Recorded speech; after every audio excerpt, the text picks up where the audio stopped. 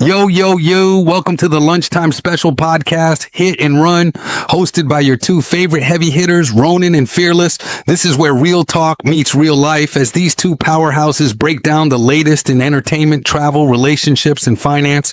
You know it's going to be raw, unfiltered, and straight up blunt.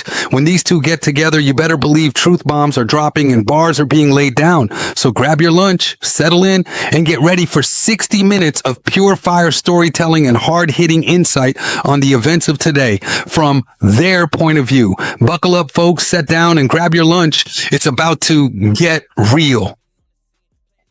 Oh, yeah, it's real, baby. It's real.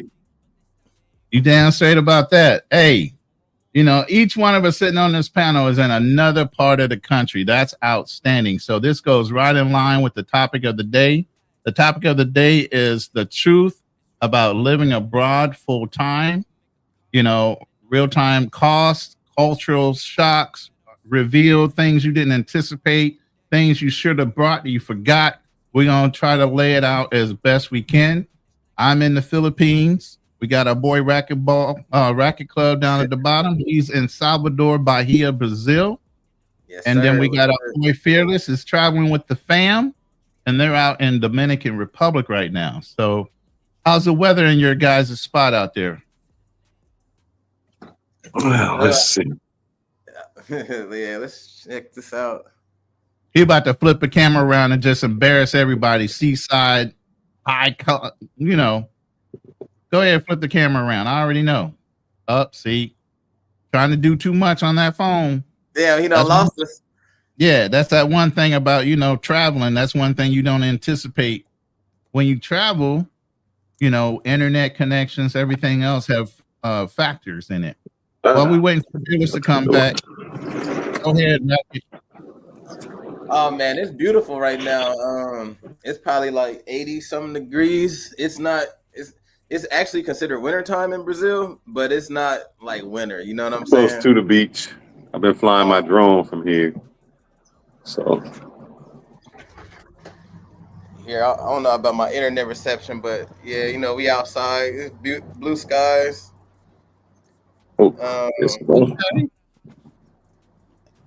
Okay, I see y'all. I'm probably about like 4 blocks away from the beach. I ain't that close, but it's cool. I'm in a good little spot. I'm right by the convention center and all that. But this the old convention center. The new convention center is like down the street. I'm close to the malls and all that shit. But yeah, it's cool, man. Beautiful day so far. Okay. And Fearless, go ahead. What's your weather like down there? Man, right now it's about 87, but it's going to get hot. It gets a little humid here, so but no, I'm sorry. Let me take that back. It's 81. It feels like 87, and today's high will be about 85 with 24% humidity. It always say rain here, but because it rains somewhere every day. It's going to rain 5 minutes, and then that's it. Yeah, I get that a lot too. Unfortunately, fellas, I am nowhere near water. I am smack dab dead in the middle of the biggest island, Luzon, which is the main island with Manila and everything else. But I'm central north of Manila, about a 50-mile flight from the main airport into this small, and I swear to God, it's a small airport. I mean, one room airport with a little ass, like, I don't even know why they do it. They could have just brought the bags in the room, but they got a little trolley thing to let your bag come through on the conveyor belt so you can pick it up. That's how big that airport is. You literally walk off the tarmac down a wire or metal steps, walk into the building, grab your bags, and walk out the front door. There ain't no reception. The reception's out the front door. Hey, real quick, Ronan, what I'm going to do is I'm going to go out and come back in. I found out when I flip the camera, that's what messes up my audio on here.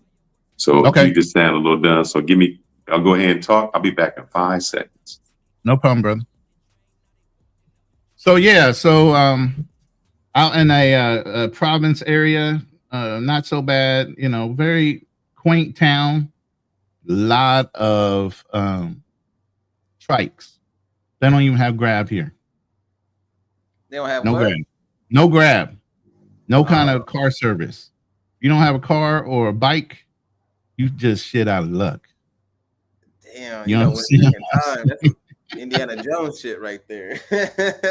Yeah, man. Good morning to everybody showing up. We just getting started here. We're going to be talking about some good things here and people's personal experience.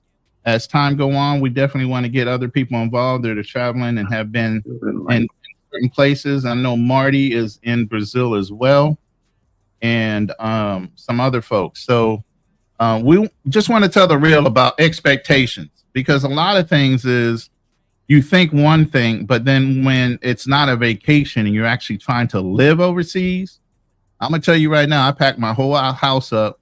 I sold everything that was big. I put what the basic minimum of everything I ever wanted to keep in my life in a storage unit. Everything else got sold. My car is being stored by a friend of mine. Everything else sold. You know what I mean? So my life is in those suitcases. What about you, Racket? How did you do it? Shoot, I did it very similar, man. I sold my car. Dang, you went so far as to sell your car, so you never coming back. Well, I'm gonna come back to like visiting and stuff like that, but Okay. I'm on a mission. You know what I'm saying? Like it ain't just about me being in beautiful exotic places, but Right. I like this. I like the lifestyle. Working remotely and being able to travel. But I love Brazil. Like, it's not my first time here, so like I kind of knew what I was getting into. And hell, that car, man, F that car. I had a older BMW. I got tired of repairing that thing all the time, man. So I was gonna get a new one anyway. So I was like, I might as well just sell this thing. And with the money you're able to save being in these other countries, whenever I do come back, I'll be in a better shape than I ever was. So I didn't really. I don't care, man. All that materialistic stuff. That's another reason why I left, man. Like I don't care about a lot of stuff like that. That's more. Another thing. You start forgetting. You just, man, that's not important. Couch, exactly. Different things. That's not important. I don't need that. Especially when we start looking at sizes of things. Like, that's a lot of storage space for that one thing. I can buy that by the time I come back. If I paid storage unit for something bigger, like, why would I keep that? I can go buy a whole nother one by the time I come back. Some of the things I was talking about on Andre's show, like by the time you get back, you should be saving so much money. You should be debt free, damn near $800, 800 point credit score. You shouldn't have any problems because you're living for far less. So you have plenty of time to pay off your debts and get your shit in order before coming back, if you choose to come back. That's the whole purpose right there, man. To be better. And another thing, me being here, I'm learning new skills, new trades. You know what I'm saying? Like, I came here just doing sales, but I'm learning cybersecurity. You feel me? Like, I'm getting into other fields. So, Big Gans, they had to say BMW, break my wallet. Trust me, I know. Yep. A broke man worry, a black man's worries. Yeah, man. I had that was my baby. I had that car for a minute, but that shit was a nightmare. It was always something going on, and something would always happen before I had a vacation. Like, I remember when I went to Colombia years ago, the first one went to Brazil, like the week before, power steering would go out, or a water pump, anything that happens like $1,000 or so. I'm like, damn.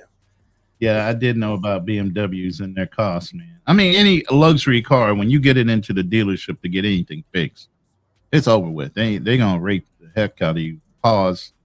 But yeah, I get it. So big things must go, especially if you're planning on living abroad.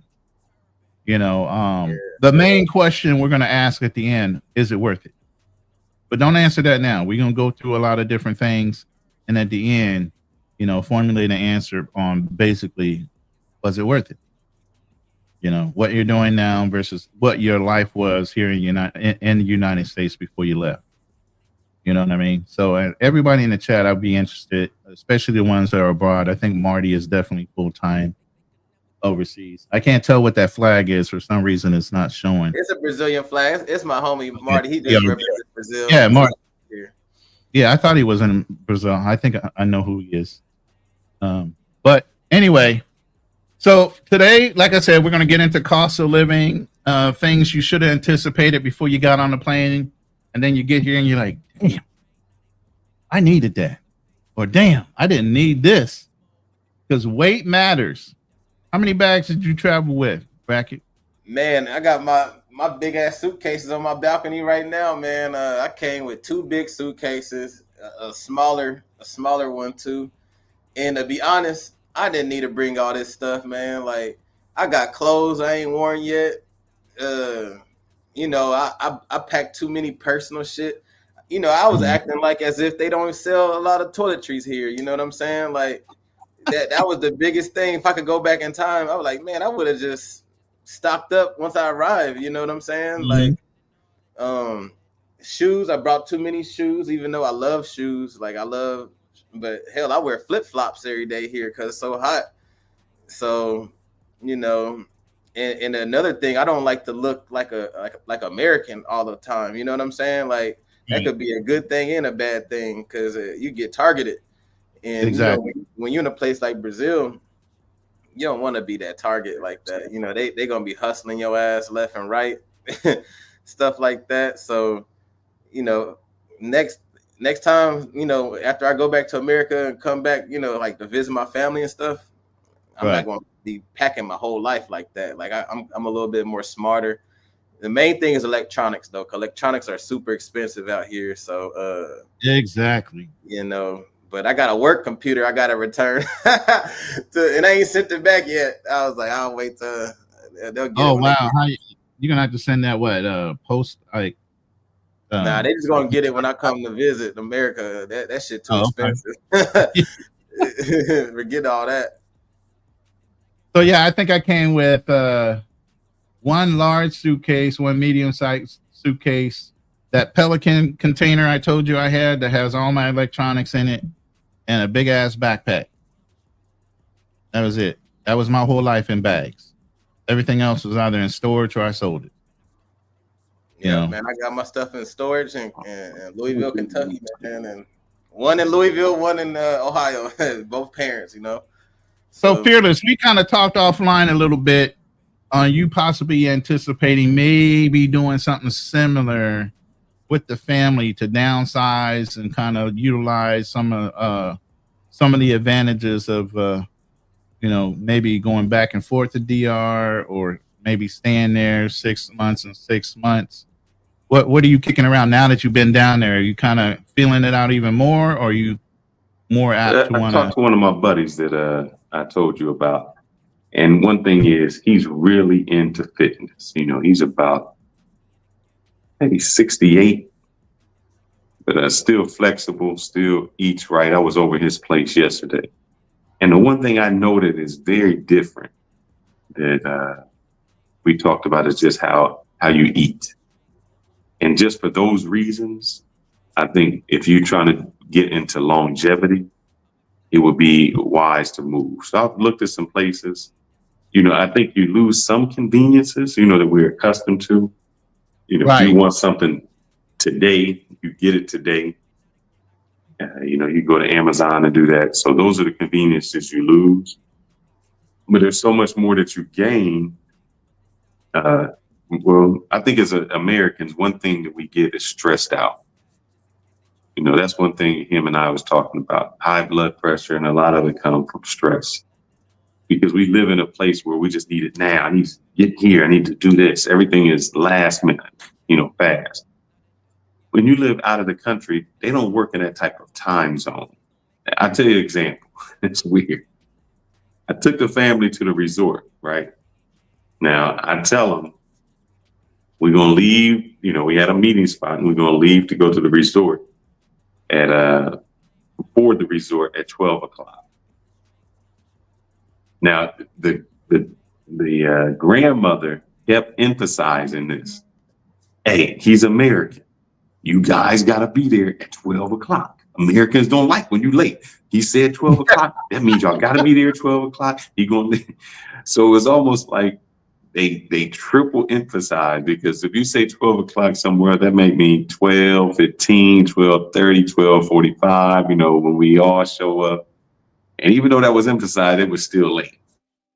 But it just goes to show how they think of Americans, how we always have to be, we always in a rush. We always trying to get somewhere. And we never had that place where we actually just look around and enjoy the moment. Right. We on the beach, we still trying to do everything. It's like a routine. We got to do this instead of just observing the moment. With all that said, that would be the driving force to get me to go somewhere. So now it's just where I like to go. I like to be somewhere, even on the island, somewhere in the mountains somewhere. I can get some goats, get some chickens. Man, I tell you what, the price of eggs here ain't the same price that's in the United States. The eggs in the United States, you get a dozen eggs, it's almost $5. You're not paying that here. So I am looking for a place thereafter. So, yes. Now, with me and my transition, I mean, we've been talking about this since last year. I think almost to the day, May, I was supposed to take my first trip down here. And I put it off. Remember, I put it off till August. Then I rethought it and I said, I'm going to put it off a little longer. So almost a year to the day, I left May the 5th, Cinco de Mayo this year. So almost a year it took for me to get to the point where I had everything in line, understanding what I was going to do before getting on that plane and make it permanent. If I had left last year, it would have just been for a couple of weeks. And then I would have had to come back. Now, I ain't going back. I've already renewed my visa for the first time after 30 days. So, and I've already learned that visa process. I can do 2 months at a time. And then I'm looking at doing my permanent resident visa, which can get done very quickly as a military veteran here in the Philippines. So that's going to vary based on country. But from this country, as a veteran, I have an advantage. So I can get that done very cheaply. I don't have to put $20,000, $30,000 in the bank being a military veteran.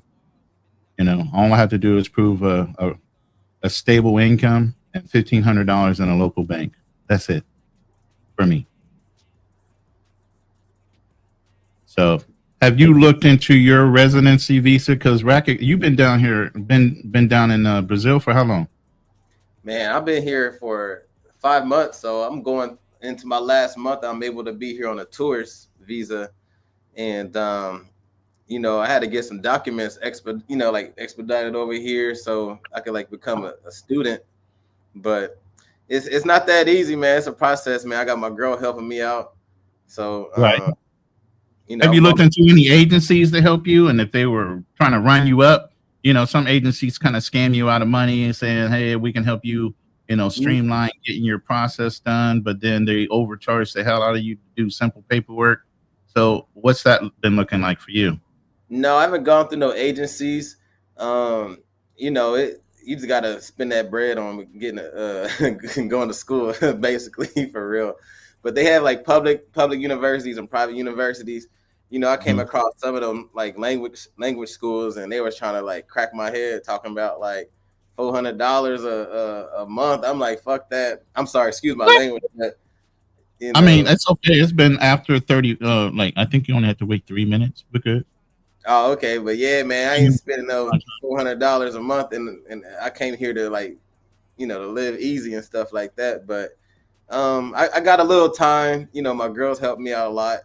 So whatever happens, man. I'm like one of them guys. Whatever happens, but I'm not going back to the United States. Put it like that. So you're prepared to take that hop and then fly back in. Can you reset your tourist visa once you leave the country? Can you reset it again? Or I think I have to wait 6 months or so. But I'm surrounded by other countries, so it's not like well, your girl ain't gonna be happy about that though, right? Yeah, I mean, but she'll probably be with me. That's my girl. You know what I mean? Oh, okay. Yeah. I ain't about to be a solo dolo like that. So, okay. So it's something serious. Yeah. If it wasn't serious, I wouldn't be having her on videos and stuff like that. I'll be like them other guys. The other guys that be on the beach doing interviews and shit like that. But I got more of a wholesome channel. I'm showing No, I got you. I mean, let's go ahead and talk about that since Fearless isn't in here. Your vetting process, my vetting process, the girl I was talking to, I've been talking to almost a year and a few months before even stepping on a plane. To even come out this way, to venture, even investigating or even taking that a little bit further. We got another brother that should be joining us, Style King Marco. He's kind of did it in reverse from what we did. What was your process in vetting the girl that you with? Did you meet her prior, or did you meet her when you first got there and you were doing the swipe thing, swipe right, swipe left, and you just lucked up? What was your deal? Man, to be honest, I never used no Tinder. Far as like, I never been successful nowhere. Like, I don't like Tinder. I'm more of a in-person type of person. You know what I'm saying?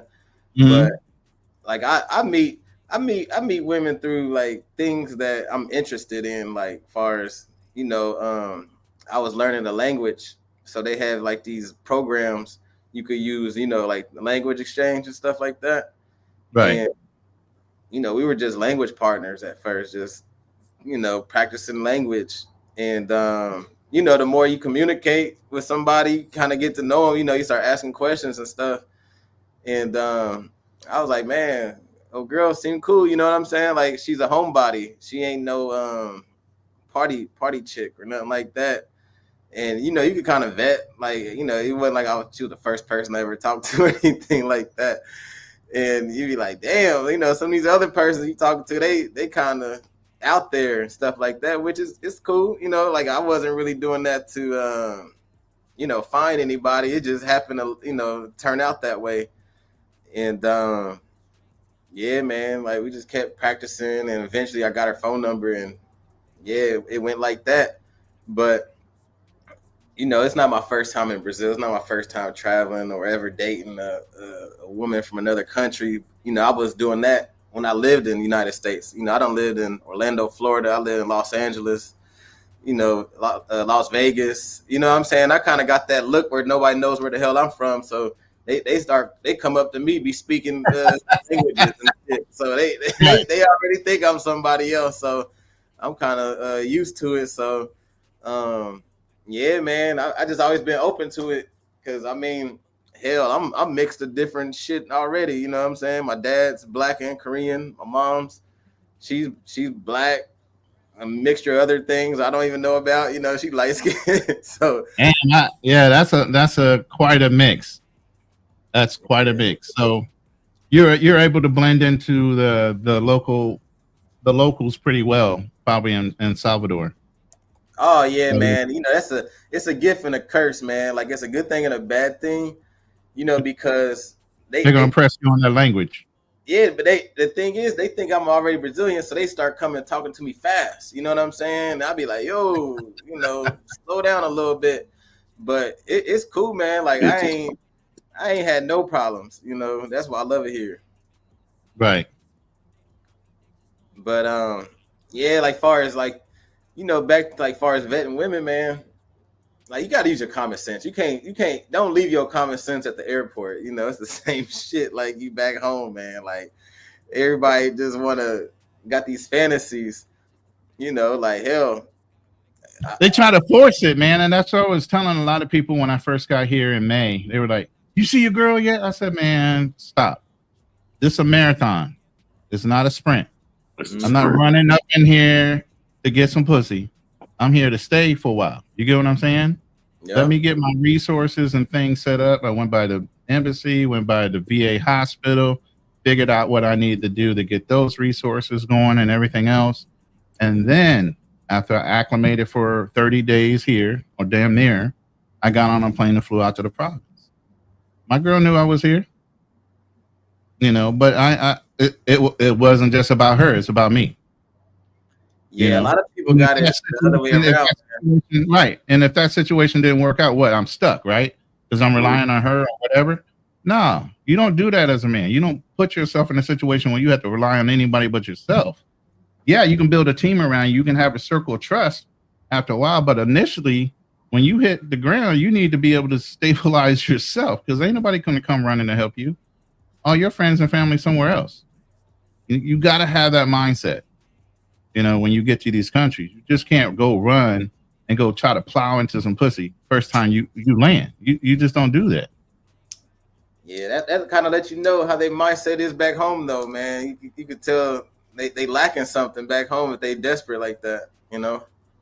Right. I know. Okay, Fearless, let's check out your sound and everything. Good. I know you've been listening, even though you've been messing with your mic and everything. Yeah, when I use this DJI, I guess I was using one of the apps, so it was taking the sound. It was using the sound like on 2 different apps, so that was the issue. So it's a little different. So I'm back better. I can hear you. You don't sound like you whispering in my ear, so that's a good thing. Yeah, that's a real good thing because I ain't trying to whisper in no man's ear. So you've been kind of listening to the conversation. You have any input right now on the process of how we're getting into the country?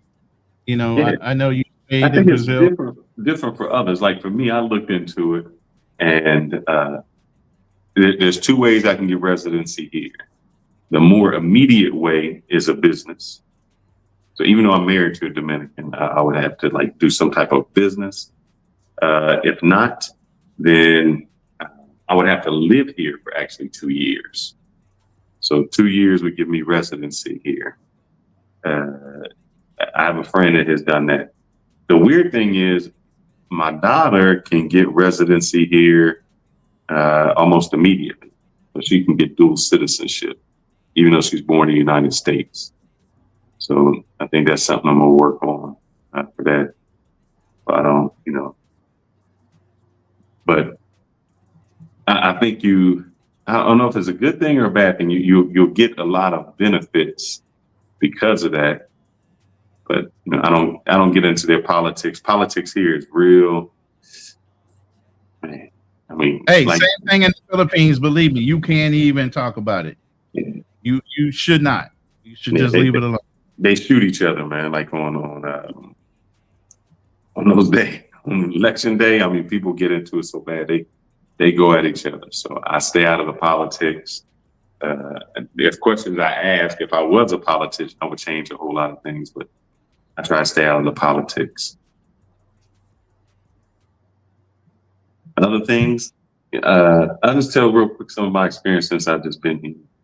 I went to the dentist, and I think they do a thorough job. Like in the States, I had a great dentist that was pretty good. And then when he retired, I just went to like one of those factory dentists, those chains, and you just get in, out. They don't really tell you anything. The dentist I went to here really took some time to say, oh, here's what we can do. Here's the structure. It was more of a relationship. That was the same when I went to the doctor here.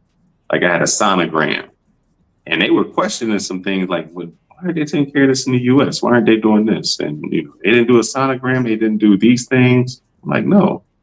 So I actually spent a lot of time with the medical doctor there instead of just being out. Like when I did my physical in the States, I'm telling you, I was in and out the doctor. I think it took them longer to draw blood than I seen the doctor. It was like, oh, right. Good, walk, okay, here your knee can go up and down, and all right, good. You feel okay? Great. I mean, no, nothing really there. They did some blood, and I think he wrote something up, but it was never in an intense moment to say, all right, here's how we can really take care of your health. It was like a number. Real quick while you're talking, was that private insurance that you had in the country, or did you bring your own private insurance? Or no, this is just going to the going to the doctor. Yeah. Yeah, not even the private. I guess here what I found in the United States is I can pay for something and it's still not mine. And what I mean by that is like my x-rays or my exams, they don't really give it to me. They give it to the doctor, and it's hard to try to get your information. Here, it was mine. It was like, when you bought it, it's yours. They may send a copy to the doctor, but it's actually yours. So you get more of a thorough examination to say, what's really wrong, which you can not only what's wrong, what are some solutions to make it better. And even the dentist I went to, like I was going to do some bleaching and shit, like, she showed me the scale of like the teeth where they're white. And she's like, you're right here between the second and the third. She's like, if you go to the first, they look fake. And that's where the fake ones look at. You're like, why you trying to go there? And so it's just a different mentality that I think that in the United States, it gets you in and out, and I don't think they really care. And here it's more of a holistic approach. Mm-hmm. Go ahead, brother. Oh, another thing, real quick. Like I said, it's more of a holistic approach here. In the United States, if I need something from the pharmacy, I got to get like a prescription. I got to go through all these things. Here, you can actually just go to the pharmacy and get something. It's kind of crazy. They don't have that same mentality. I know that I met a guy who was doing some medical procedure, and they were giving him like Vicodin or Percocet or some drugs like that. They're like, well, how many do you want? And he looked like, what do you mean, how many I want? Like exactly. I got to get more than what you.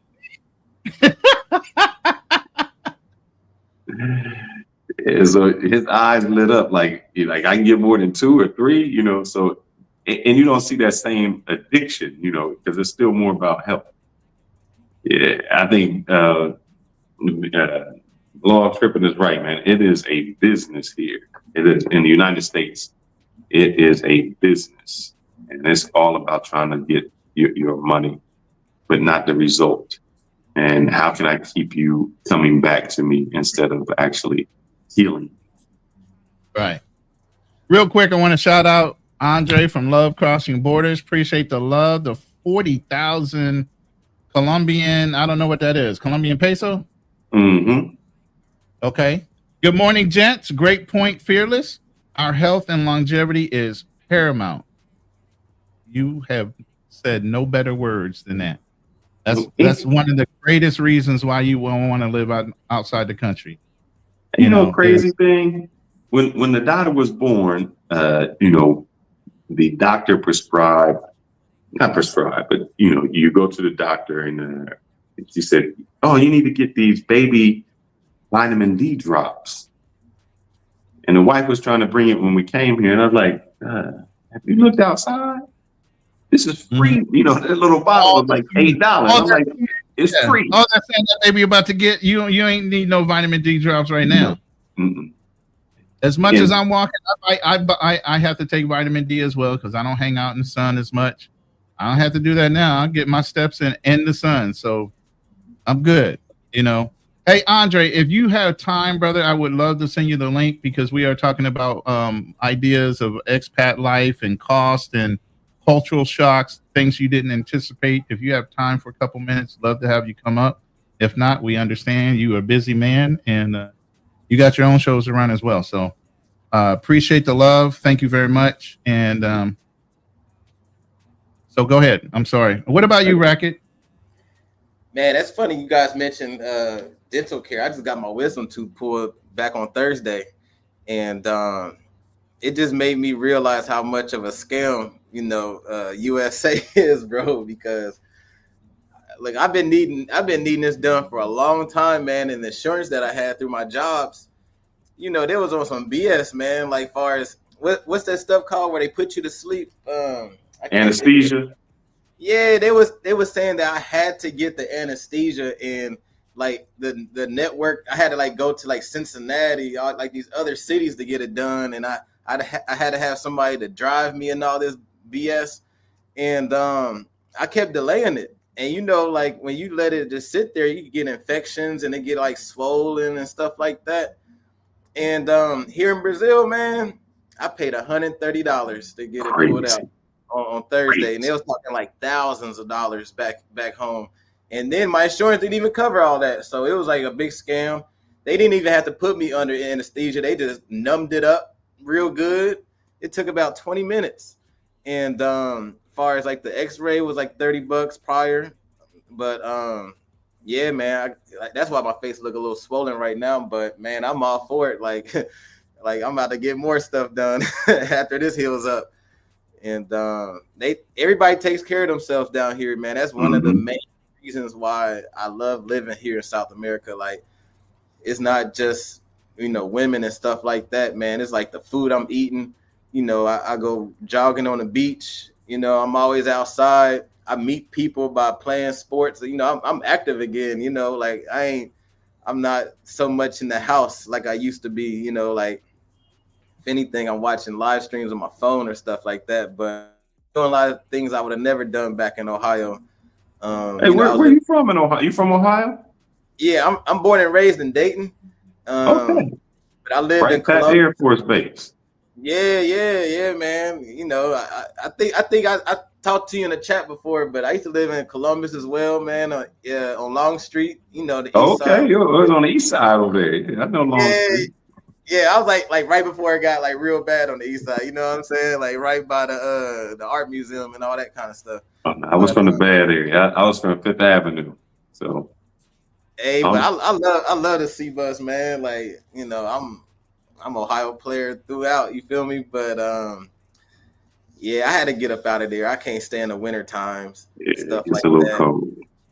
It's cold. So let's get into some of this. What are some of your? Let me see if I can show this real quick because we're talking about this.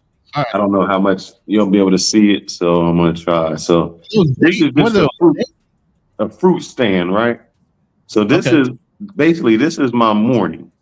I go here every morning, and I get a big tray of mango, banana, pineapple, watermelon.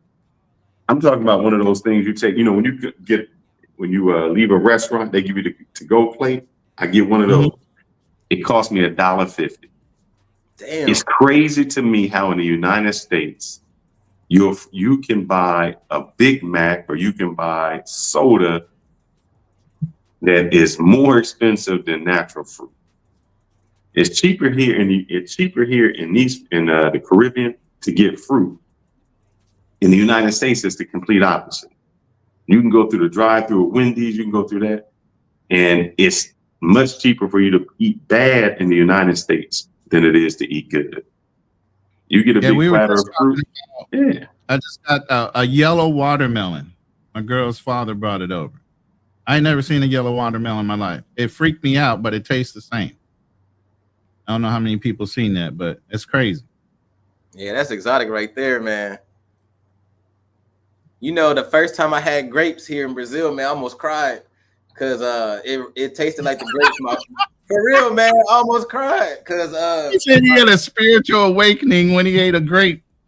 I did. It was better than pussy, man, because that's a big claim. It was, man, because it reminded me of my childhood. My grandpa used to have a grapevine, in the backyard, and you could make wine out of his grapes. Yep. You know what I'm saying? And like these are the grapes that I'm eating. It ain't none of that steroid, one of them big old fat, type of grapes. And I think I spent like 75 cents for a big old thing of grapes. And back home, they're like $7. You go somewhere like Kroger's or somewhere like that. And I was like, oh my gosh, like this is what I came here for, like the little things, you know what I'm saying? Like the natural stuff. And because that stuff is just not even accessible. You go to like Whole Foods or somewhere, but you spending, an arm and a leg just to get some regular stuff. And it's not even guaranteed that's going to be real. So. Jake Clyde, I know Jay is saying about the watermelon. The crazy thing is something has changed. I have a family reunion in Mississippi, and there used to be a dude who drive a pickup truck full of watermelons, and they would stop at every little, I want watermelon. You just pick them out the truck. Cheap, you getting it straight from the garden. Now, I don't even remember watermelons being sweet no more. I didn't like mangoes until I came to Caribbean. Like you said, man, I ate a mango. I was like, God damn. It's that like pussy, man. You sucking on it like it's crazy. I can't get enough of this mango because in the States you're accustomed to anytime you want a sugar high, you got to get a candy bar, some Snickers, Reese cups. It's not like that when you're out of the country. You want the sugar high, you can get natural fruit, and that takes care of it all. And the fruit seems so much sweeter than any kind of chocolate or candy you can get. Yeah, man, I don't even eat no candy. If I eat candy, I'm getting sick. You know, I'm so used to eating fruits now, and that's all I have is like meats, fruits, you know, like rice and stuff like that, you know, beans, stuff like that. But you know, I went to McDonald's one time. I took my girlfriend out there, her and her little brother, and man, I felt sick as hell. And you know, another thing, like you mentioned, I spent more money on McDonald's on buying like a Happy Meal, me and my girl's meal than it is to go to a steakhouse. I was like, this is insane, man. It's so backwards. That's crazy. Like, more than a steakhouse? well, not like a super expensive steak, but like Right. yeah, more than like me and my girl eat steak. You know, when we get steak, rice, beans, and a salad. You know, it's cheaper than going to McDonald's for 3 people. You know. Yeah. Wow. So, Most yeah, of the thing when I see people here in McDonald's, they just ordering the ice cream. So you know they got a cone or some type of sundae or something like that. I never see them getting a meal. It's always like a dessert of some sort. The McDonald's down there, their ice cream makers actually work. You know that's the running McDonald's up here. Let me tell you, not actually work. There's a place that's in Santiago that, you know, there's a McDonald's inside. And I think they do this in Brazil too, because I've seen it in Rio. They actually have a separate section that you walk up just for ice cream. It's not in the store. It's like you go in the store, but right on the outside is they just make the ice cream for you. So if you want a cone, you don't go in the store to order. You can go right there. So their ice there, you talking about always work? It better work because that's what the people are getting here. You got it like that for Burger King too, man. The sobremesa, that you know, they little desserts. But I didn't come here to eat no desserts, to be honest, man. I came here for some good old organic, real food, man. Like my girl, she loves sweets and like cakes. You know, it's crazy. Brazilians love cake, man. They eat cake for breakfast and shit. And like, I didn't want to offend her family when I stayed over there for a couple of days, but I'm like, yo, this ain't what I came here for. I'm trying to trim up a little bit, get a beach body. I ain't trying to be eating no cake. But yeah. Hey, yeah, tell me this. Do you find that the cake over there is not as sweet? Because in DR, the cake isn't sweet. You know, when I brought cake from the States, it ain't sweet here. I noticed that. Yeah. In the States, it's like pure sugar. They're like, oh man, this is just sugar. It's not sweet here. Man, I tell you, they trying to kill us the fast way in the United States. They're giving us everything. I can tell you, cake is sweet in the Philippines. They ain't even playing. Okay, certain drinks are just overly sweet here.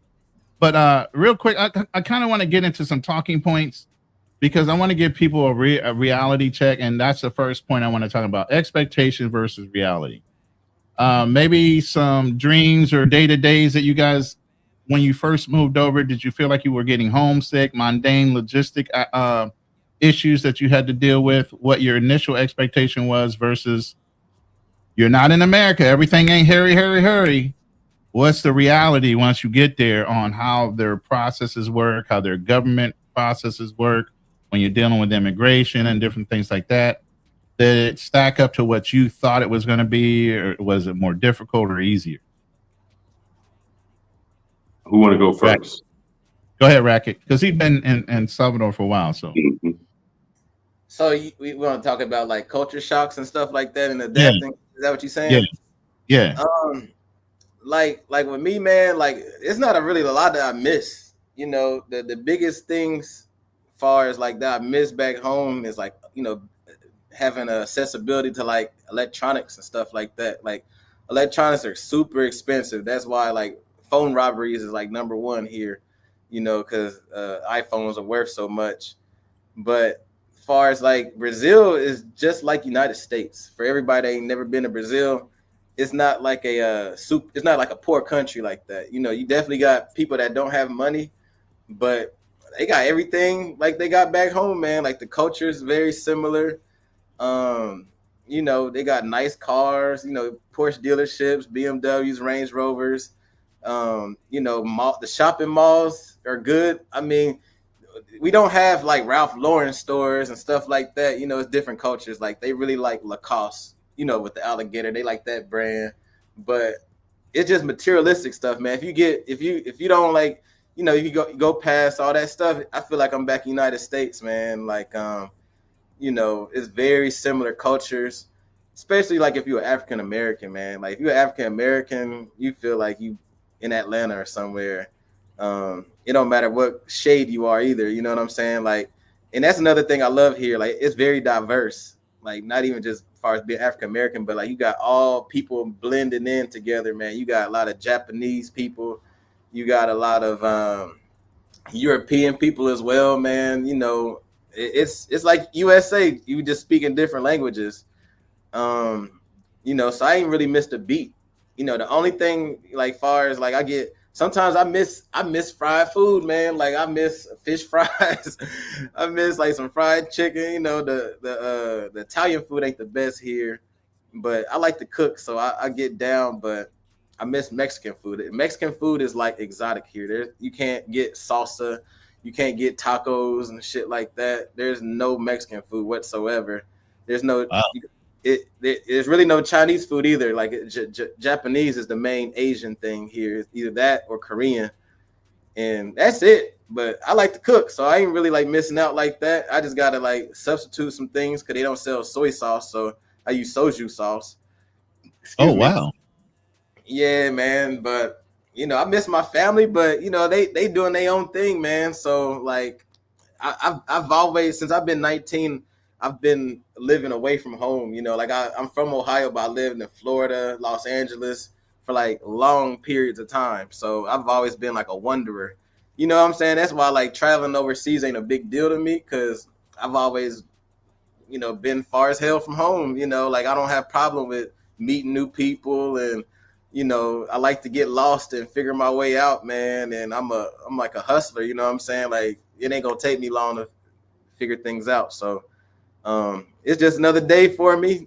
Yeah, but it's cool. I definitely highly recommend Brazil, but it's not for everybody. This is more of a place where you kind of have to be extroverted a little bit. You can't be afraid to you know, go out and talk to people and mess up because I know the language barrier is the biggest thing that keep people from traveling here. You know, it's not like that, you know, because it's easier to know Spanish, you know, than pick up Portuguese. But you definitely got to have some type of personality. You can't just be shacked up in an Airbnb either. So it's a different culture. But yeah, it's pretty cool for me. What about you, Fearless? Oh, I got a whole list of things. It's a culture shock. Let's start one with the traffic. You know, this VR is different, man. There is no rules to traffic. The lines in the street don't mean anything. It can be one lane and you got 3 cars trying to get into this one lane. And you are so close to the people. I'm not talking about like, oh, you like close. Now you can reach out and just touch the passenger. I took a picture of the parking spaces here too. The parking spaces are so close together. You can't get out your car. You basically, like before I would pull in, I had to say, get out the car so I can pull in the spot and then So get you out. could get out. Right. Man, I don't understand it. That makes no sense to me. I don't like the traffic laws here because there's no such thing as like vehicular homicide. You like What? you like hit somebody with a car or you driving drunk. You know, it's you know, you might pay a fine, but there's no like jail sentence for that. That's Very why. yeah, that's why. Here is very political. I'll give you an example. When the wife worked here, I'll say that the political, they go by colors, you know, so the purple was in. So she worked for like the government. And, you know, I'm not talking about like an official high level secretary position. I'm just talking about, say you work at a hospital. When the government changes, y'all lose your jobs. They Wow. bring in their own people. Yes. Not like, you know, we say, oh, you got a cabinet position, but you have federal positions that would just stay. No. You get hired by your political affiliation. Damn. Even the press, Yes, that's the craziest thing. Taxes. So they don't just fire you and say you got to reapply. They like, nope, you're politically not aligned with our president, so you out. And if you the only way, and if you get a position, it won't like you get a position, it won't be the same position, and you're gonna be like the stepchild, like the ugly stepchild. Wow. So that's weird to me. Number two, taxes, man. There's a value added tax at 18%, and then they have a regular tax at like 20%. So I was looking to see how I could bring a car in. So if you bring a car in, one, the car has to be paid for, but then you paying an additional 36% tax to bring that car in. So I always look like, man, how does somebody, because I was like, I wouldn't buy a car here because you're paying the taxes. Now, them taxes, they get you no matter how you bring it in. So I don't know how people do it. And when you got something like, I've seen some Hummers, I've seen some Porsches, and I'm thinking that's $100,000. Man, on top of that, they paying another $36,000. So Yes. You got to be the man to drive a foreign car down there. Like you got to be. Oh, Philippines is just as bad. Philippines is just as bad. I mean, they don't even have car dealerships. They have offices for the cars. You go in, the type of car, and I actually saw a Bentley office for Bentleys and BGC when I was there the first 30 days in BGC. We drove by a Bentley. They actually have Bentleys here. What the fuck? But there's not a Bentley in the dealership. Okay, you walk in. If you want the car that you want, you buy the car first, and then they got to ship it in, and you're going to pay those import taxes and everything else before you actually see your car. Yeah. That's crazy. They do not stock cars in that country without somebody actually had paid for it. It's better for you to buy a used car from somebody already paid the import tax than to buy it brand new and have it shipped in there. Better hit up Facebook. I just seen somebody put in a comment they was thinking about shipping their motorcycle. So here's the trick, because I had shipped a motorcycle a while ago, a long time ago. You got to take it apart and put it together when it gets here. Yeah, because you shipping parts. If they look at, because what they'll do is they'll say, here's the value of it. Like I had a Hayabusa, and they'll say, here's the value of that. That's different if you ship something in parts. So if you say, oh, I'm just shipping a fender, I'm shipping it, and these are used parts for something, and then you have to put it back together when it gets here. That's how you can get away instead of shipping a whole item. You ship parts. So that would be your way of getting around it. Or what you would do is, that's if you want to live here. What other people do is, if they have a motorcycle, they get it in Puerto Rico. And then there's a ferry that comes from Puerto Rico to the Dominican Republic, and it comes into Santo Domingo. So you'll see a lot of guys that go up to the mountains with their dirt bikes, or there's like a whole crew of Harleys, guys with their Harleys. It might be 30 of them. And they'll come over on their bikes and they'll ride. So you can keep bring your bike from Puerto Rico. I'm saying Puerto Rico because it's just easier there's a ferry that'll just take you over. And they'll bring their bikes over and they'll go to the mountains with their dirt bikes. They'll go riding Harleys all over. That's the easiest way. Wow. Hey, that's crazy you guys mentioning taxes, man. I forgot all about that. Like the tariffs, like far as importing the United States stuff, man, is out of this world. Like that's one of the killers for me right now. Like, back home, I'm used to being able to buy like Jordans and, designer colognes and stuff like that. It's so bad. Like it's a good thing for Brazil, but it's a bad thing for us foreigners because they keep everything in house. You know what I'm saying? Like they make their own products. Like they have their own like skincare products. They got their own clothing brands. They have their own like electronics, like my refrigerator. It's not like a Philips or anything like that. They got their own shit. You know what I'm saying? Like their own televisions. So, and you're not always going to get the best quality. Like that's one thing I kind of miss, some of this stuff is a little like Temu-ish, you know what I'm saying? Like, so I'll be for real, man. They don't have big stuff, like the stove in this place is like a cabinet, it's a tiny stove. The refrigerator isn't big. So everything is on a small scale. But here's what I will say. They say necessity is the mother of all invention.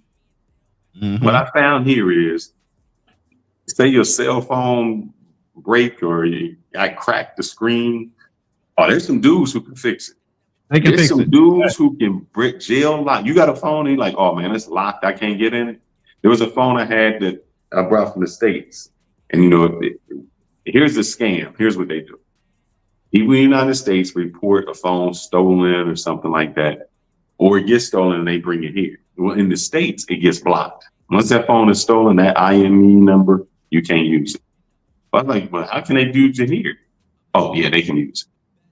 Them dudes, he went upstairs, he like 3 minutes, unblocked it, did something, did this, like, here you go. So they understand that when they need something, they know how to rig it to get it to work, do something behind the scenes, or do whatever to engineer it. In the States, you pay a lot. It's almost easier to just replace your phone than try to get it fixed. Here, nah, there's shops all over it. That's what they do. They know they got that little solder machine. They gonna solder it up. Do the connections. That's just how it's gonna work. So, that is one thing you see here. If you have something that needs to be fixed, there's somebody who's gonna be able to fix it. The other thing I don't like here is, this is just DR. They don't eat spicy food. You ain't finding no hot sauce. You ain't finding, nothing that's gonna give you nothing that's warm. Pepper. They yeah. So you're not gonna get that no spicy food here. There's nothing that's gonna be spicy.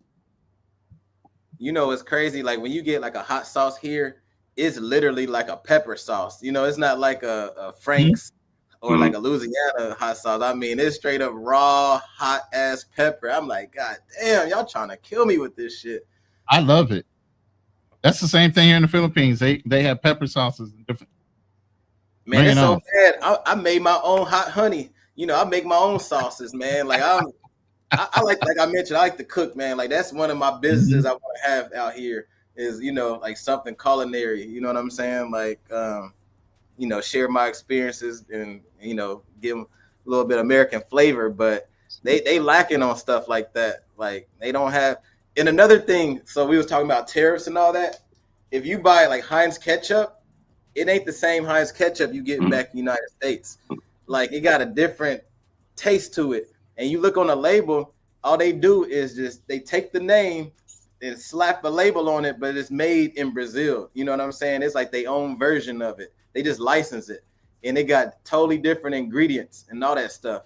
And I'm like, yo, this is like such a scam, because they charging you the American price for some half-ass tomato ketchup. You know what I'm saying? But and they does it taste better or worse? Because I understand why they do that, because the additives that they have in American products in some countries are outlawed. So they have to change the formula. It's worse here, man. It don't even last that long. If you don't use all your ketchup in like 2 weeks, it becomes like pink. You know what I'm saying? That's because the additive to make it shelf life longer, it's not there. That's crazy. Take that out. So that's why. So yeah, some products are going to taste great and some products are going to taste like boo-boo because our taste buds have not adjusted to not having those additives in the food. That's why it's healthier to eat overseas. A lot of the junk they put in our food in America has us programmed to look for that certain flavor. Then flavor ain't necessarily the healthiest thing that we should be eating. So that's why the shelf life for things don't last long, because the additives aren't there. They do change the formulas on a lot of things. So yeah, you have to start retasting things, because of that. And after a while, your taste buds should change. Like when I first got off of sugar, some things were like just overly sweet, that I never thought had sugar in it. And then I looked at the additives and sure enough, there's sugar in there. So yeah, the bottles of everything that you imagine, if it didn't come straight from America and it's a specialty store in that country, the additives and everything else are going to be different. And you're going to have to run through that quick. That's definitely a shock because I love ketchup, man. Like I'm that dude that buy a big ass bottle, and now I'm buying little ones because it ain't worth buying a big one because it's going to expire in like a couple weeks. You know what I'm saying? Oh. So Hey, not to show you ketchup. This is what I found here too. They don't like to give out condiments, man. Not Oh no, condoms, condiments. yeah, they stingy with that. Man, you go to a place like, can I get some ketchup? You know, they give you one packet and they look at you crazy if you say, like, can I get another? Right. They're not giving, because I guess the people here would take the condiments, you know, we're so used to like, oh, that's just a packet of ketchup. I'm not keeping it, I'm not storing it. You know, but I think that's what they do here. Where people I got 2 waffles and I got charged for 2 extra syrup containers. Because they don't leave the syrup bottle on the table. They give you a little cup with syrup in it that barely even gets your waffle wet. Yeah. So you gotta eat that waffle halfway dry. I guess they think the syrup's supposed to be a flavor additive, not just something you're supposed to wear over your the people steal it. You know, in a poor country, people just take the condiments and they would ask for 1,000 just to take home because that's just what they're gonna do. Hey, back in America, you know, we'll do the same thing, to be honest. We'll go somewhere like McDonald's store, pour some barbecue sauce and be like, yeah, let's have a party with that. Shit. And I got a question too. I know we're talking about some things. This is what I found here. Y'all find the 2 longest lines here are the bank and a cell phone shop. Yes. Yeah, the banks for sure, man. Matter of fact, why are there so many people standing in line for the bank? In the Philippines, the bank actually allows you to pay bills, which is crazy. The ATM machine, which is crazy to me. Like, yo, that should be separate. You should have a whole line just for paying bills. Can you imagine somebody just wanting change or just going to the ATM machine to pull money out? They're waiting for somebody sitting there paying all their household bills at the beginning of the month. And all you want to do is pull out a couple bucks. The banks has forced me to become a more patient person. You know, like one of the things that America, like Fearless was mentioning earlier, like we used to having everything like this, but when you in South America or like these Latin countries and stuff, like you gonna be in them lines for like 30 minutes sometimes. You know, and they have those things in the middle of the day where they just take a break. Like the bank will be closed, you know, for lunch. And you'll be like, what the fuck? It's like 30 people outside waiting outside the bank. Like, what the hell? You know what I'm saying? So I became like a little Gandhi type of dude, bro. Like I'm super patient now. And like I could be in a grocery store.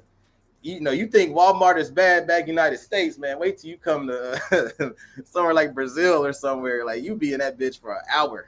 Better hope you got a lot of data on your phone to be looking at YouTube while you waiting, because it takes forever.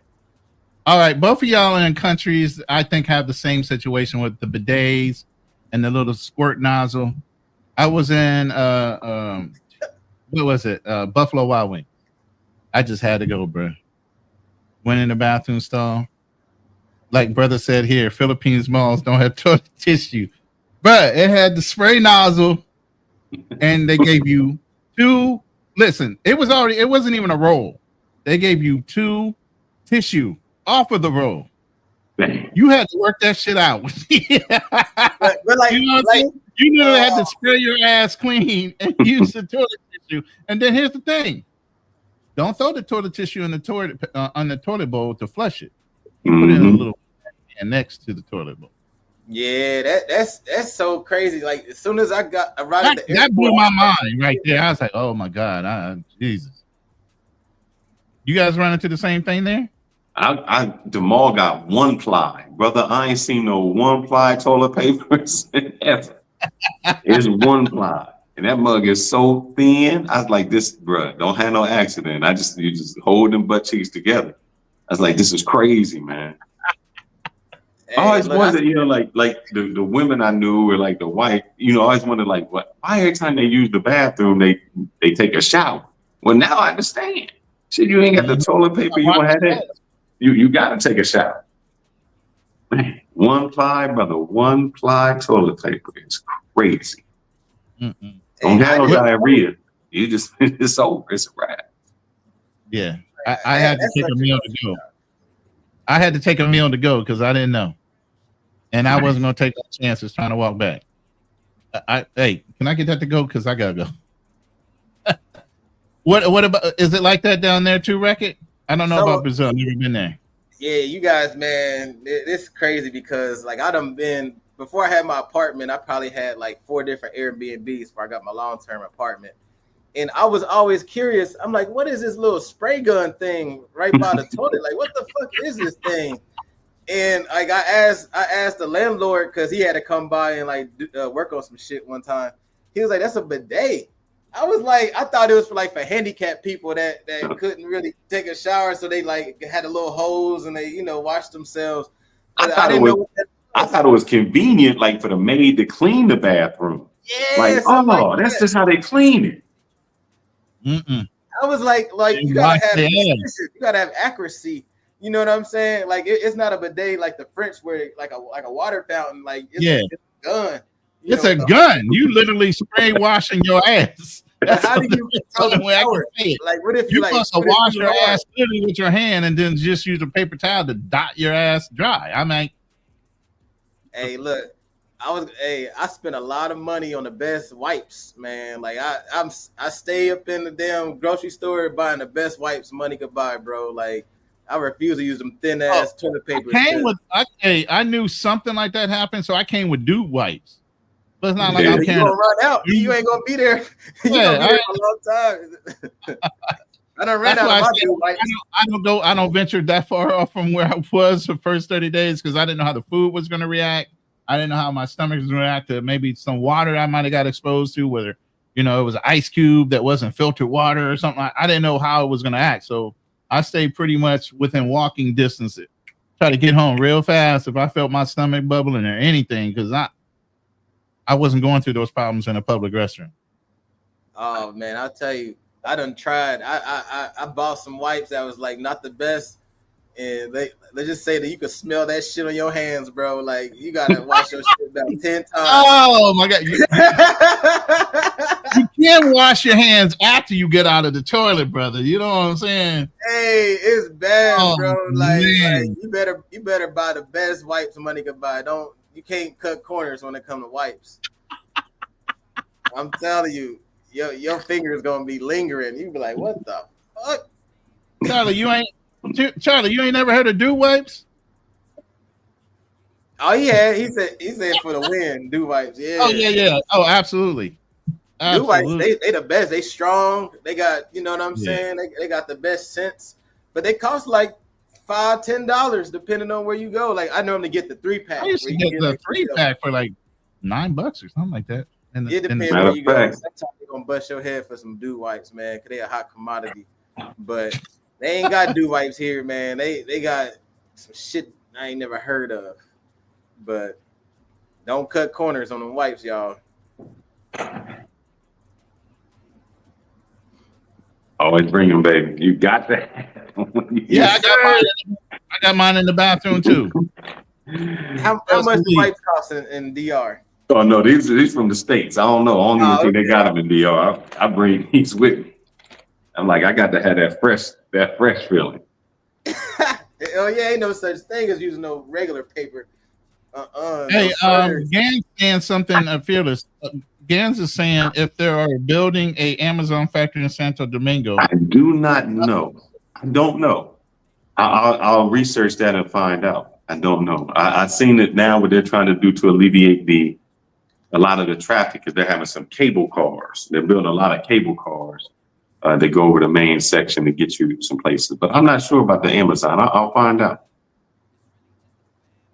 Yeah, so I mean, you guys that haven't traveled overseas for a long period of time, y'all just go for a weekend. If y'all going there for a long period of time, y'all got to get used to them bathroom situations. It ain't like America. Nope. I'm trying to tell you that's a whole nother challenge in itself. You know, and invest in a plunger because I ain't gonna lie, I ain't the type of dude that I don't put no toilet paper in no trash can, man. I don't give a fuck. That's one thing I ain't doing. I do a courtesy flush.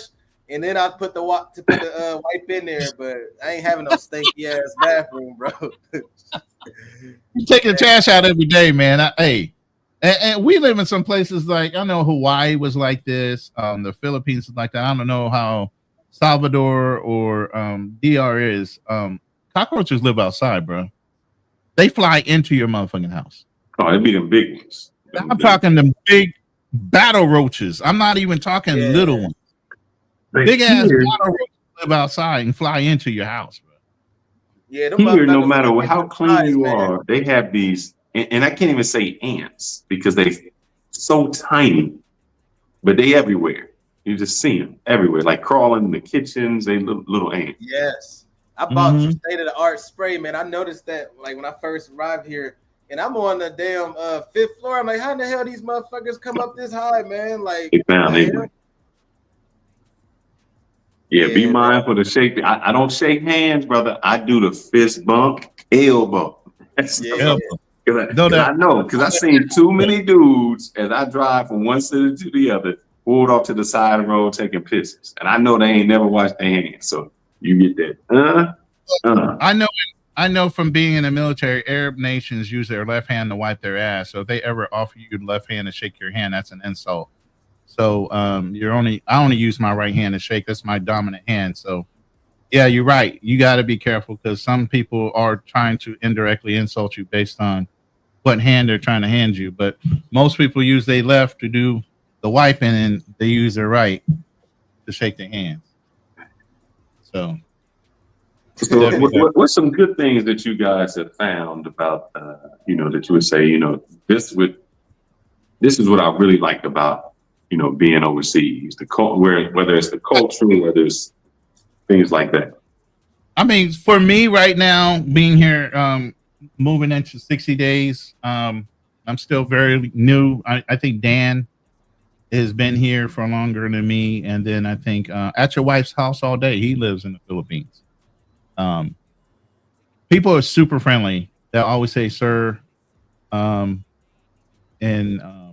they try to help you as much as possible. I've never had a difficult issue right now.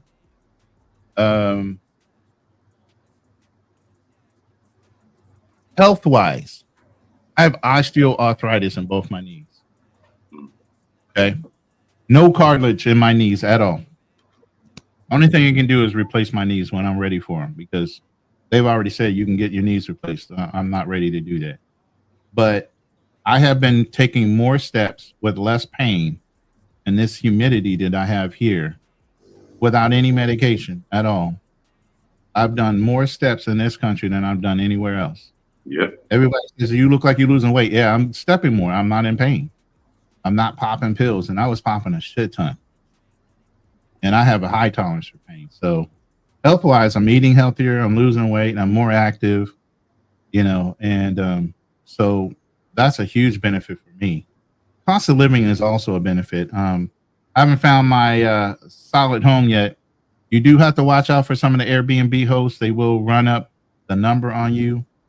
If they know you're an American, I tried to negotiate a deal even for this spot. She kind of pumped this place up to being more than it was, even though the pictures look nice. The walk-up is horrendous. Okay, I'm thinking I'm renting a house. It's an apartment, and it's in a shady area. So I would tell you guys, if you're looking at Airbnbs, do a Google map search of the walk-up. The house inside might look immaculate, but that walk-up could be a killer, depending on what part of town you in. And you don't know all the towns. You don't know what part of town they got you in. So you don't know if it's safe or not. So I can tell you one thing. Make sure wherever you're renting, do a Google search or a Google map search and kind of go through the walkthrough on the property. And keep your attitude. Look, I had an attitude. I ain't gonna lie. I go to the grocery store. I'm somewhere and I'm standing in line. And there's two, they just keep jumping in front of me. And I'm like, the fuck, do they not know I'm standing here? So here's the cultural rules. And I didn't know this. You can be in a grocery line and it's just automatic courtesy that a pregnant woman can get to the front or an old lady can just get to the front. Yes. So they don't ask, they just do. And so here it's just like, oh yeah, they're pregnant. They go there and they give respect to the pregnant women or someone who's older. I just thought, damn, that's kind of rude. You just like, didn't you not see me standing here? I mean, what's up? So you kind of have to understand the culture and what they do. They respect certain people in the culture, and we had to kind of leave that attitude aside and not always be mad. And here, I told you that the traffic is off the chain crazy. I'm talking about, but there's no road rage, man. I mean, I can be here and I'm the dude trying to get in, and if he get in ahead of me, nobody gets mad. They just accept it as that's just what it is. We don't get angry with it. And it's so the mentality is so different because we walk around with this anger. Like, because I've done it in the States. I see somebody about to merge, I pick up speed. You ain't getting in front of me. Nah, that ain't happening. That don't happen here. It's just like, yeah, they got there. And it's just, it has this this mentality that's just life, man. Just enjoy it, And I think the weather here plays this difference because I heard someone say like, "Oh, it's raining." And be like, "Oh, it'll be sunny in 5 minutes." It's the Caribbean, meaning things change. Like, "Oh, it's sunny. Oh, it's gonna rain a little bit." It's changed. So no matter what your circumstances are, it's gonna be different. So why be mad? And tomorrow you're gonna be happy and this. So we carry that anger within us. We're here. They just understand that everything is constantly changing, and just roll with it. Yeah, Go ahead, I noticed Racket. the same thing too, man. Like Fearless was mentioning, like when I'm at Ubers, motherfuckers be cutting each other off. Like there's no like the lanes don't exist. There's no highway patrolman, ain't no speed tickets, ain't none of that type of stuff. But like I think about myself when I was back in America, like I have road rage, like I had anger issues, you know what I'm saying? And like me being here kind of did like a factory reset on my spirit, you know what I'm saying? Like I'm more of a calm person. I'm not as amped up as I used to be. Like I'm a very cool dude, but like when somebody rub me the wrong way, I'll snap sometimes. But here, I'm just go with the flow. You know what I'm saying? I'm just like more happier. That's the biggest thing I love about being here, though. Like I feel like more at ease. Like I'm not in a rush like I used to be. I don't have a big thirst to buy a lot of products, like a lot of designer stuff or just a lot of things you see on television. I like more the important things, like experiences, being with people, like I like being outside, how you was mentioning you like to walk a lot more and stuff like that. Like those are the beauties in life for me right now, man. Just enjoying the sun, waking up to beautiful sun, just being out and about. Cause like when I lived in Ohio, man, we made money, stuff like that, but I'll just be in the house, like I'll just go shopping, just enjoying stuff. But I didn't like that life. I'd rather have less and spend my time with people, with the community, stuff like that, talking to strangers, just like little normal stuff, man. And I feel more healthier here, like I'm getting that natural vitamin D, like you was talking earlier. Like you ain't got to buy the vitamin D, you just go outside and get it. I don't feel sick when I eat food, man. It ain't got all that mysterious stuff in it, So I don't trade this for nothing. But one thing I like to mention, because I know a lot of people don't go to Brazil like that because it's kind of far, but this is not the place to be living like a king. Like it's cheaper than United States, but man, it ain't that much cheaper. I tell people it's like having an employee discount, man. Like I might have to explore other places if I want to have that king lifestyle. Like you really, you gotta have something you bring in with you. But I don't regret it. You feel me? Like I love it here. I don't regret this shit. I still recommend you guys to come, but don't come like right now. Wait till like it's wintertime, wintertime United States and come, because that's the summer here. Because like right now it's rainy season. But I like it. Everybody think I'm here. I'm having parties and all that stuff. I'm living like a regular man. Like I got a girlfriend. It's like rainy season. I'm just chilling, Netflix and chilling with her. I'm just working, learning. I took this time to learn new skills. Like it ain't party season, so I'm learning cybersecurity. I'm learning coding. I'm learning all them languages. I'm getting better with my Portuguese. I got my boy Sin City here. What's good? He in Brazil too, man. So like, this is it. You know, traveling is just more than just showing all the beauties and stuff like that. You know, take advantage of this cheaper lifestyle so you could like pick up some new things, some new skills, man, and just make your life better in the long run. I want to comment on something you said, and I heard a Mexican guy say this. Like my brother and his wife, they just bought a big ass. I won't even say bought. They built a big ass house. It's about $2 million. He got a whole cigar room, a bar, everything. And I told him, and I said, because he don't travel, And I said, the thing is, I heard this Mexican guy say this. He said, Americans buy big houses and try to put everything in their house so they don't leave. He said, in Mexico, we have little houses so that anytime we need something, we have to leave. And he said, because we leave, we create relationships. If you want to go to the pool, you go to a pool where it's social. You want to have drinks, you go to your local bar where you're surrounded by people. You want to go eat, you go out to a restaurant or somewhere or neighbors where you're surrounded by people. In the United States, like you said, we don't go nowhere. We isolate ourselves so we don't have to be around anybody.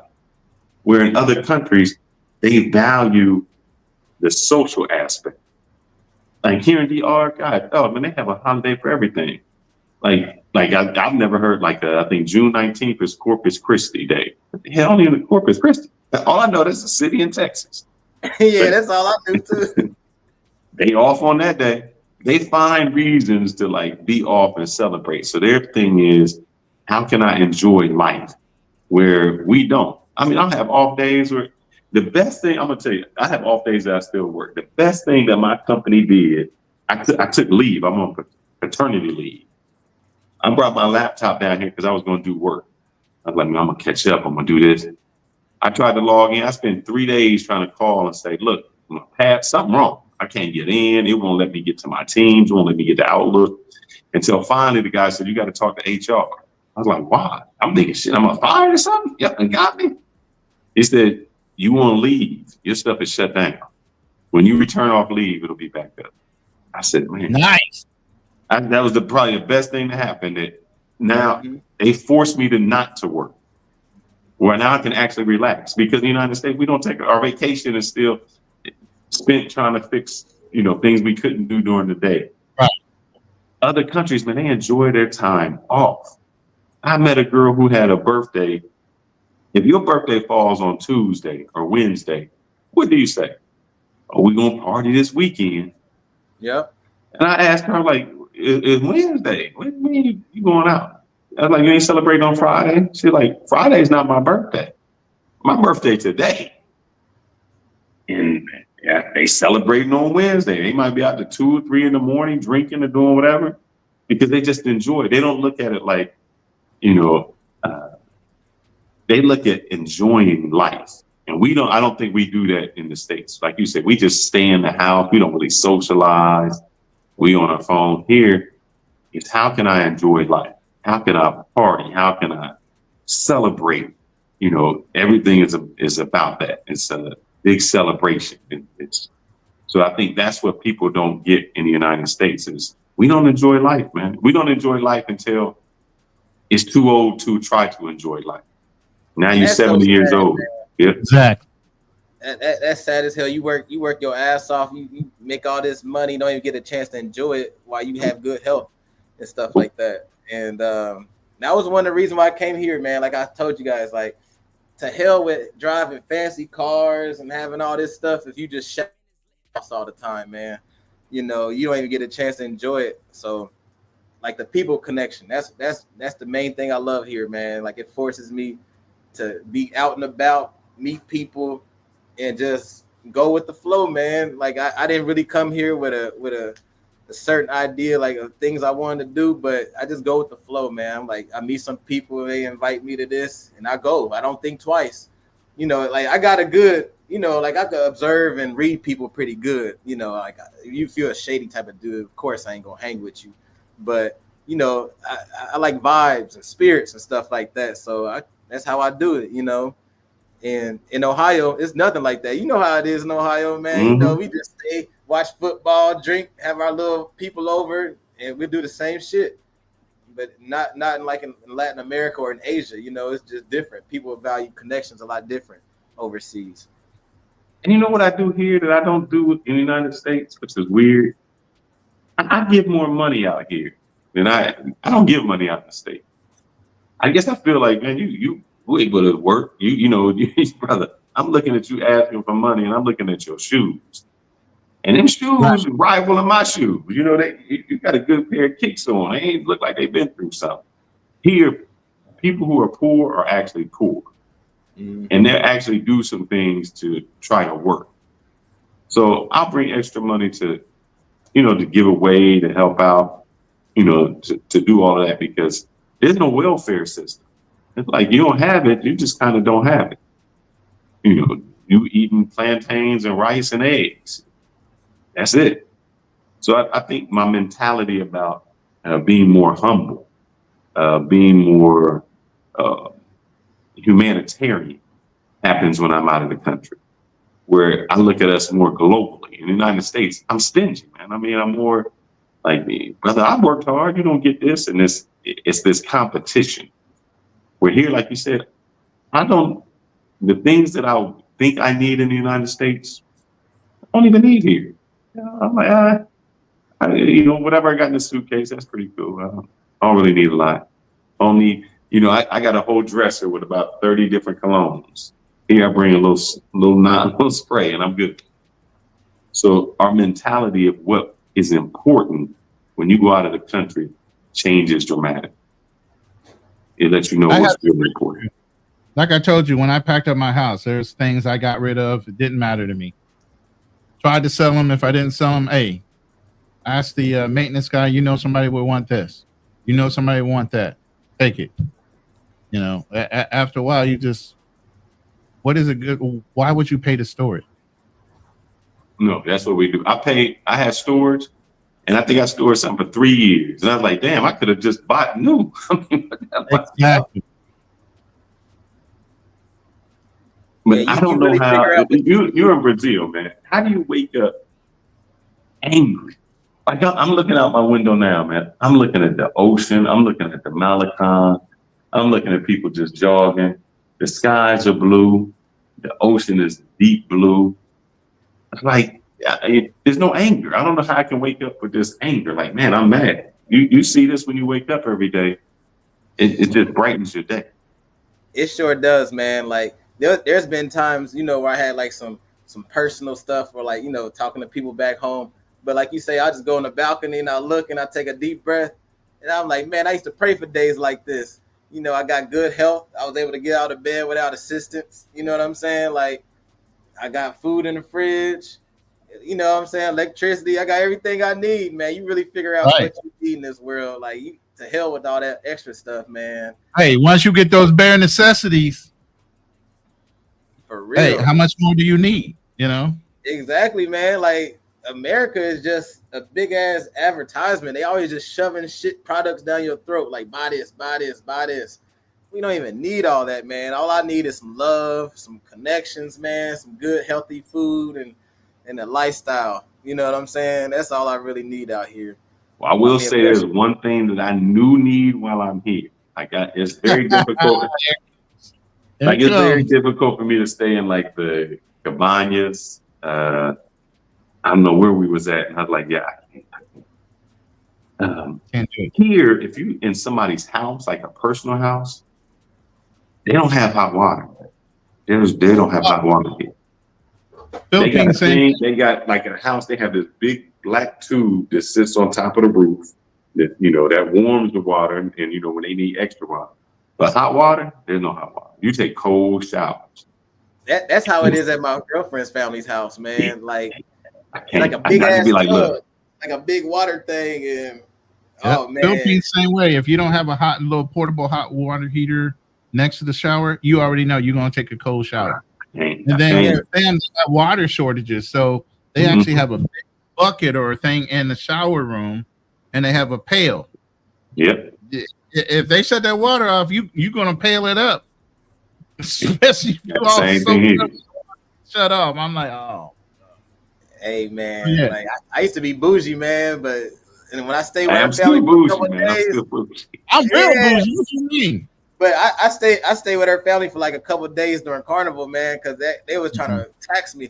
And like I was like, yo, this is mad crazy. But thank God it's so hot in Brazil that it do heat up the water, but it ain't them hot showers you used to back home. Mhm. But here you got that little electric thing. You got to like turn the Yeah, knob. at the top. So people don't know this. So let me try to explain it.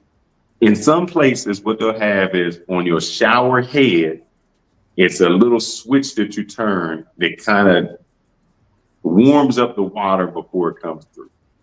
So I don't know if that's what you're talking about. That's what they have here. It's like a little switch you turn. It looks like a shower head, and it gives you some warm water.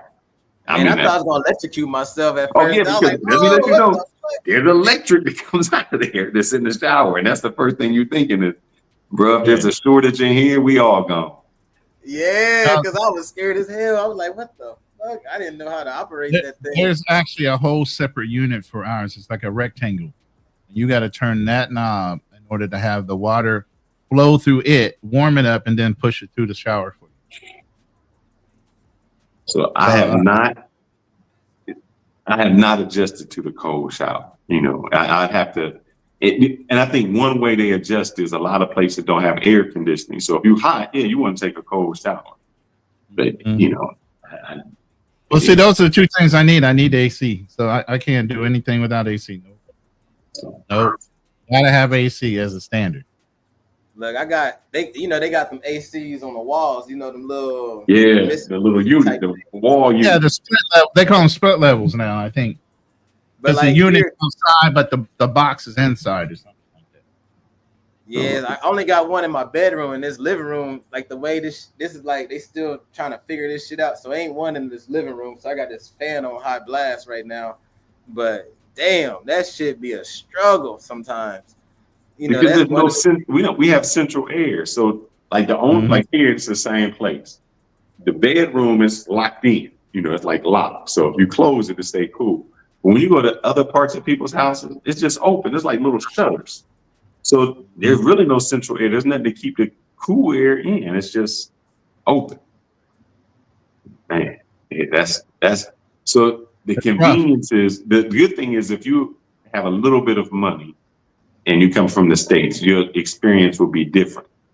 But beware if you have a girl and you like stay over there or you stay where she's at, her conveniences might not be like your conveniences. Might not have the hot water. Their bathroom ain't gonna look like your bathroom. It's gonna be just a little spot, and that's just how it is. The wife, they got an oven, and it just store dishes and pots. Some don't have ovens. What you mean? They just have that hot burner. It's whatever's on top. What's in the oven is just a storage place that they just put in other pots and pans that they not use. I had 4 They are not burners. turning that oven on. They are not turning. Yeah, they are not turning that oven on. If they have one, they ain't turning it on. That house will heat up so hot. They ain't gonna do it. Dan, you are right, man. Cold showers are better. As long as I can start off hot. Let me get warm first, and then we can go cool. I can't start off cold and go up. That's the problem. Right. Exactly. But I'm getting used to it. Like I said, and my girl was like, well, I can get, I said, look, my standard of living is nowhere close to what your standard of living is. You don't understand. You might think that spot is great. Awesome. I get there, I'm going to pick it apart. I'm like, you don't have American style central heating or AC. They ain't got no split level all over the house. I said, I don't mind spending extra. Find me something at this level with these amenities, or I'm not moving there. Now, Ronan, are you in a long-term apartment right now, or are you like doing month to month? I took this place first month sight unseen. I said with a 3-month option. If I like it. I don't like it, I'm leaving. So I'm already looking at another 2 spots. One's a house. Both of them are houses. One's a bigger house though. So like I said, I'll spend the extra money. It's still way less than I would pay in America. Oh yeah. Still stacking money. So that's not a problem. It's just Does it have the amenities where I can feel comfortable? If it does, I'll lock that shit in for 6 months instant. I don't have a problem with it. Yeah, man. You know, I'm so blessed, like to have my apartment now, because like I came here in January, and during Carnival, man, they hitting you upside the head for like a little studio could be over $1,000. You know what I'm saying? And I went through that shit for some time, and I finally got me an apartment, but now I'm dealing with trying to get this visa, whatever. So right now, I'm cool with the landlord. She let me go month to month until I get this shit figured out. But you definitely, if unless you there, like say for instance, like if you come into Brazil for the first time, don't go all in sight unseen. You know what I'm saying? Like maybe do like 2 weeks, because like what you see on them photos, like you said, you might be in the fucking hood or somewhere. You might be in some shady ass area. You wouldn't even know it. That walk up can be killer. Yeah, because I had a unit. I had a Airbnb for like 5 days one time. And man, it looked beautiful. But when I got there, I'm like, where in the hell am I, bro? Like, this shit looks shady. And I mean, it looked like Afghanistan. Like, it looked like they done shot the damn building. And the people are so proud of their property. It's personal. So they're like, yo, this is the best spot for them. But when you walk up and see, you're like, yo, I would never see this in my life had I known. Somebody asked in the comments, what's so good about living in Brazil? So let me tell you, when I was there, I stayed there maybe a month. Here's the thing. I'm by the ocean, so I can wake up. Oh, let me just say this, not just wake up and go to the ocean. When I would wake up at 5 o'clock, there were people on the beach already set up, exercising, in shape. So you get healthy, you right by the sea. And it's a healthy lifestyle, because nobody in Brazil, nobody want to be on the beach in the thong looking jacked up. Even the dudes be wearing thongs. So you won't be no dude with a Speedo looking messed up. So you exercising on the beach because it's like important. They shut down in Copacabana, they shut down Atlantic Avenue on Sunday morning from early morning to maybe 1 or 2 o'clock just to exercise. So the mentality of, man, I can exercise there. When I was in Sao Paulo, and even in Rio, you can get you go to Fogo de Chao in the States. Fogo de Chao, you paying about $65 all inclusive. You can get that for $10 to $15 in Brazil. So you eating healthy, you eating a steak, you eating delicious food that's natural. Even if you want to get a drink, so like the Capri, what is it called? I forget. Yeah, they use a natural juice, natural sugar to get your drink, so you're not getting the syrups. The mentality, when I would be there, because of the time would be different. I would start my meetings like at 9 o'clock, which was maybe like noon in Brazil. Well, I could go in the middle of the day because they have massage places that's just during work hours. Then I could go in the middle of the day, go get me an hour massage, and be back in time for my meeting. And I was paying $15, something like that, something crazy. So the lifestyle and the mentality is entirely different, because you're not just like working like a slave. You're actually enjoying your life. You're eating nutritious food. You're getting a relaxing massage. You're sitting on a beach. All of those things just go to your mental health. You're healthier because, like, I didn't have a car in Brazil. I walked. When I was in Thailand, I walked. So when I'm working out of my home in the States, I looked at my watch because my watch do steps. I spent the whole day in the house, and I think I had 1,500 steps. In DR, in the whole day, I'm getting 15,000 steps without trying, I'm not trying, even attempting to go nowhere. So your lifestyle becomes different. Your mentality, your mental health, all of that is entirely different. So that's when we say, what's so good about it? Everything. When you eat a mango or you eat fruit in the States, that fruit was picked way before it was ripe. It sat in Kroger's to try to ripen it up. So it doesn't even have, you take a mango from Kroger's and a mango from DR, the nutritional value is entirely different. It's not even like the same fruit. One got, in order for a fruit to get ripe, that's why fruits fall off the trees, because now they become so ripe, they just fall. And so when you go to like those places, you take a stick and they just, boom, you shake it. When that falls off, oh, that's ripe. Or you find that mango that just dropped on the floor and you eat it, it's like eating pure sugar.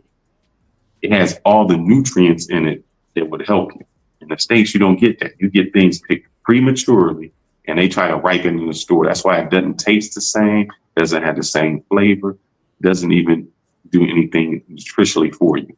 When you in countries like Brazil and Philippines and DR, you'll hear people say, "Oh man, I got a cold or I got some type of ailment." The first thing they'll do is tell you a natural remedy to do. Oh, did you take you got to get this lemon tea with something and do this. And so it's always a natural thing. In the States, what kind of medicine I can do? What can I do? What kind of pill can I pop? And the pill that you pop didn't really solve the problem. It just masked the problem. Mm-hmm. That's why it's entirely different here. So that's, if you're looking for a whole lifestyle change, a holistic change, a whole mental health, physical health, that's what's so good about it. Whether it's in Brazil, DR, Philippines, Thailand, that's why people leave. In the United States, is I want it fast. I need to feel good today. What can I get? Let me pop this Benadryl. Let me pop something. Let me take this shot, and that's it. Something to get you hooked on Real quick. Real quick. Have you guys noticed when you eat a meal here, wherever you are, you don't get the itis? Mm-mm. Yeah, I ain't had the itis one time since I've been here. Think about that for a second. Normally, after you eat a good meal, you ready to go to sleep. It's like you're energized after you have a good meal. It's like, I had a good meal and had to go to the bathroom. A few times here. Like, whoa, I don't know what was in that meal, but I got to go. I'm look, okay, well, I don't want to get too deep in this, but before I came to Brazil, man, I wasn't having like the smoothest craps. You know what I'm saying? I wasn't. You're constipated because of what you eat. But once I came here, my shit was flowing. You know what I'm saying? Like everything was was smooth as hell. Yeah. And that was one of the best things, man. Like I didn't need to go to no doctor. I ain't need to take no pill. Didn't need a laxative. None of that stuff. Just eating regular, natural stuff, man, got me back to reality. You know what I'm saying? Yeah. So that's a good thing here. But you might want to ask something, man, because I see some comments. You know, guys talking about, you know, Brazilian people are standoffish and, you know, the women. Don't travel for women, man. Like, I hate when people be, you know what I'm saying? Like, if you gonna be somewhere for like 5 days or 2 weeks, man, like, let's be real. You don't know the language. I guarantee you don't know no music. You don't know pop culture. You don't know none of the culture. You probably don't know how the people dress. You know what I'm saying? Like, you gotta be real with yourself. Like just because you're American, don't think these people are poor and they've been waiting for you their whole life. You got rich people out here, especially in you know, Brazil and DR and Philippines. It don't matter where you go, there's gonna be a man that's a superstar, that's a celebrity, that's the banker, the lawyer, and you just a regular dude that's been watching some videos of a woman on the beach. They ain't waiting for you. You know what I'm saying? Like, you gotta come here with your shit together.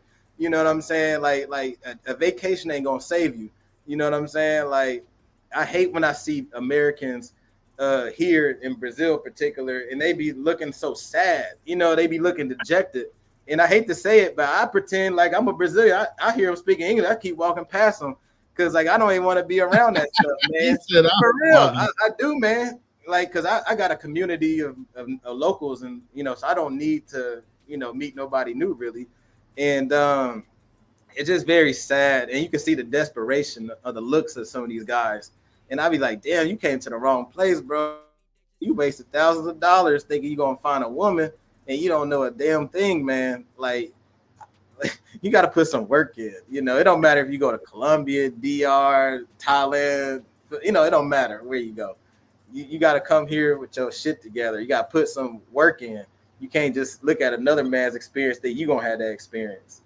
That's all I Right. gotta say. I ain't throwing shade. I'm or gonna say nothing, this, but Ronan, and I'm gonna roll off because I gotta get this to this chopper wrap up place because I gotta eat. I haven't eaten my fruit yet. And I'm gonna let you guys continue. There is no reason, guys, if you were going out of the country that you look tore up on the floor. And the reason I say that is, look, I ain't got no hair. I went to the barber shop though. Brother gave me a razor shave, cut my beard. Look, this on this phone. I can't do it. Look, I not only got the cut, then he went over to the little sink. There's a woman that came over. She, the cold water hit my head. She massaged. Look, I got the video where the woman plucked my ear hair. Like, God damn, lady, we good. She's like, Plucked it? man, it cost me. My tip was probably just as much as the cut because it cost me like $5 for the haircut. Wow. Your manicure was like I got a manicure and pedicure for $12. You can get your girl's hair done for under $15. So damn. yeah, you should never be looking rough, man. And that's why when you go to the clubs and you see the guys, they sharp. Beard isn't sharp, haircut. This is not really costing a lot. And it's what they take pride in. A lot of us do not take pride in how we look. Yes. Here, it's not like that. You just don't go out in the street looking crazy. I took the family. Where was we at? Oh, I took the family to my previous Airbnb.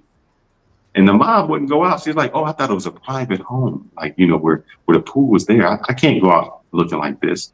So it's a big thing. Like, you just don't go on the street looking crazy. So Yeah. if you really, and I think we do that a lot in the United States. You go to Walmart and you're going to see some people who just look. Matter of fact, you go to the airport. Go to the airport in the United States, man. I didn't even know they had, what is it? What they call it? The bags? What we call it? The bonnet? I didn't know they had the bonnet that go down a little bit. Like if you got long hair, it's the long bonnet. So bonnet, look like 1960 house shoes with the fur on it. I'm like, this is crazy. Yeah, I don't miss that at all, man. And like you mentioned, haircuts here is like $7. I paid $12, and the Brazilians tell me I'm spending too much money. I be like, spending too much. Look, I knew I had to shave my hair during COVID when dude told me $35, like for the cut, and then another $15 for the beat. It was like walking out there $50 or something. I'm like, bruh, I'm not spending. I'm trying to get it there 2 weeks. I'm like, I'm not spending $100 on this. I get it. I don't live in y'all's reality. I've been cutting my hair for over 35 years. So, mad villainy, man. You better get a pair of clippers, get a mirror that you can hand hold, so you can cut the back of your head with the reflection of the other mirror, and start learning how to cut your own hair if you want to pay $35, $40 for a haircut. You know what I'm saying? But yeah, when you get to these cost-effective countries, you can definitely you should be spending some money on self-care. Yep. Why? Yeah, self-care is Matter huge. of fact, let me show you how cheap it is. Let me show you how cheap this is. Give me a second. It may be on this phone, and then I'm gonna get off of here. This is how inexpensive it is. Is this one the one? Look, I took the little one. You got a first facial. Oh man, you got the facial in there. The woman brought out the little thing, so she in there chilling. I mean, you could take the kid. They getting the feet rub. Look, she having a good old time. Wait a minute, she got left foot right there. They took the little things and put it on her face, like the little massages. She got that. I think they did a feet rub for her, so she in there getting the whole little setup, feet rubbed on her. So that's how inexpensive it is. And it's taught from a young age, like how a woman is supposed to be a woman. You do your self-care, you take care of your skin, you take care of your body. So things that's just so much better. Right. But brother, I'm gonna let y'all continue. I'm gonna take me a shower because this look like it's gonna be hot outside, and I'm gonna take a hot shower. Just let y'all know. Hey, give me a warm one. Hey, listen. He's the one that scheduled this, right? He goes, let's do it at 9:00 in the morning, right? 9 in the Let me- morning. I thought that was your idea. I thought it was 9 Listen, p.m. no, that was look what time it is for me. It's 11 o'clock. He trying to creep out talking about I got things to do. Ninja, I got a whole woman in the other room. I'm sitting here on this live. Hey man, Okay. handle your business, bro. Well, this was supposed to be a hit and run. Hit and run be, an hour and a half. Supposed to be an hour and a half, 2 hours. We right there. We right there. But Yeah, nobody knew I had a. Let's see. Nobody knew I had the little one. Where's my little one? At? The question I was going to ask before you leave, Fearless, Mm-hmm. and I kind of preface this with Racket Club. The main point is living abroad worth it? My question would be what? And your what opinion? Are your reasons? And your opinion for yourself, would it be worth it? What would be the reason? And just so you know, I got the look. I'm gonna just show this picture because this my little one. But it says I'm her Superman and she's my kryptonite. So yeah, I got that little one. Man. So she's been chilling. I'm trying to get to that level. You know what I'm saying? I'll Yeah, be there. So she's chilling. But would it be worth it? It matters what if your reason is to come and try to I'm gonna get some girls, I'm gonna do this. No, because that'll be cool for maybe a month, 6 weeks, and it's just gonna get old. One thing that's gonna happen, even if you keep seeing 9s and 10s, the 9s and 10s is just gonna become normal. You're like, ain't nothing really special about her. I mean, she got long hair, tight waist. That's gonna get old. If your reasoning to do it is health, wealth, because you're saying I spent too much in the United States and I can have the same amenities here in another country for 1/3 of the cost. And even if you only do it for a short time, like, hey, I'm gonna do a 5-year plan just to save my money up, I would do it. A different lifestyle and a different culture. If you're tired of the Western mentality, you want a different type of mentality, I say go for it, man. Because that new outlook on life, the new way that you see things will be entirely different. So worth it. I agree, if your reasons are right, yes. If your reasons to go here and just do some fuck shit, nope. Go ahead, bro. Solid answer. What about you, Racket? I agree. Like Fearless, man. Like, if you just come out here for women, don't even do it. Come for your little vacation, whatever. But I don't know, man. Like I mentioned, I came here to stack up, to enjoy this weather, learn some new things because, learning new languages and cultures make me feel alive. You know what I'm saying? It makes me feel like I'm young still. A lot of times we kind of get stuck in our old ways and we just got one foot in the casket down there. You know what I'm saying? Because you just doing the same shit over and over. So you feel young still? I'm sorry. Did you just say you want to make yourself feel young still? I mean, like I feel young. How old are you? I'll be 39 in a few months. Congratulations for even being. I don't look out it though, there. do I? You know what I'm saying? Like Listen, I keep a young mind. Listen, how many other guys your age are doing what you're doing? 100% full time. Not too many. So congratulations on having the ability to do it at that age. I'm 55. I mean, damn, you way ahead of me. Yeah. You know what I'm saying? Yeah, man. So, congratulations on that. Exactly. But the whole thing is you're tweaking as you go. But I want to piggyback off what you said. The reason people can come to the United States from another country and do so well is because they're able to see things from a whole different perspective.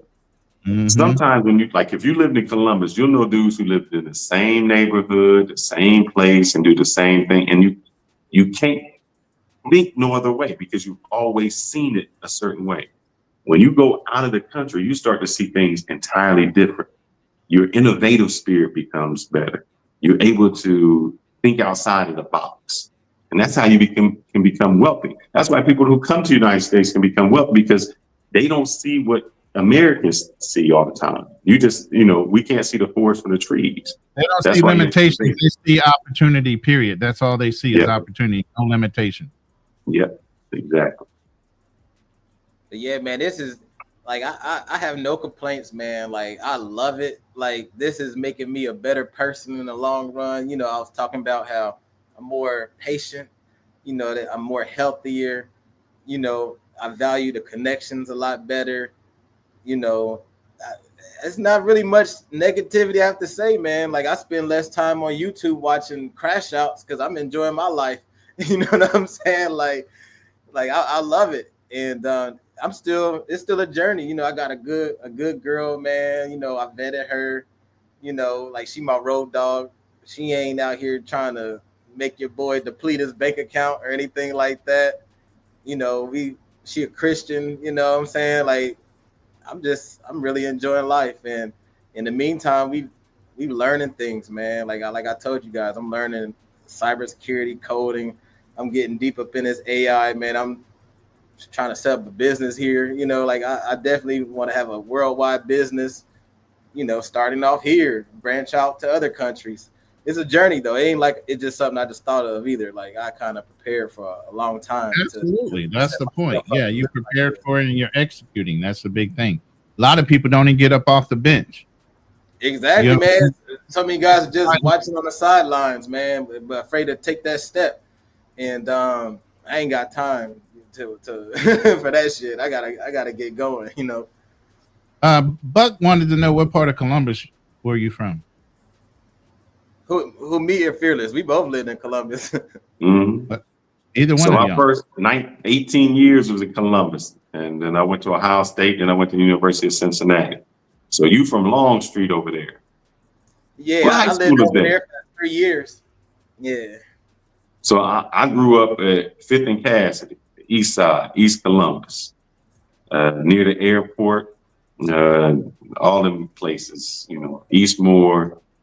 Walnut Ridge, all of those spots is mine. We didn't get up north too much until later on. So that was me.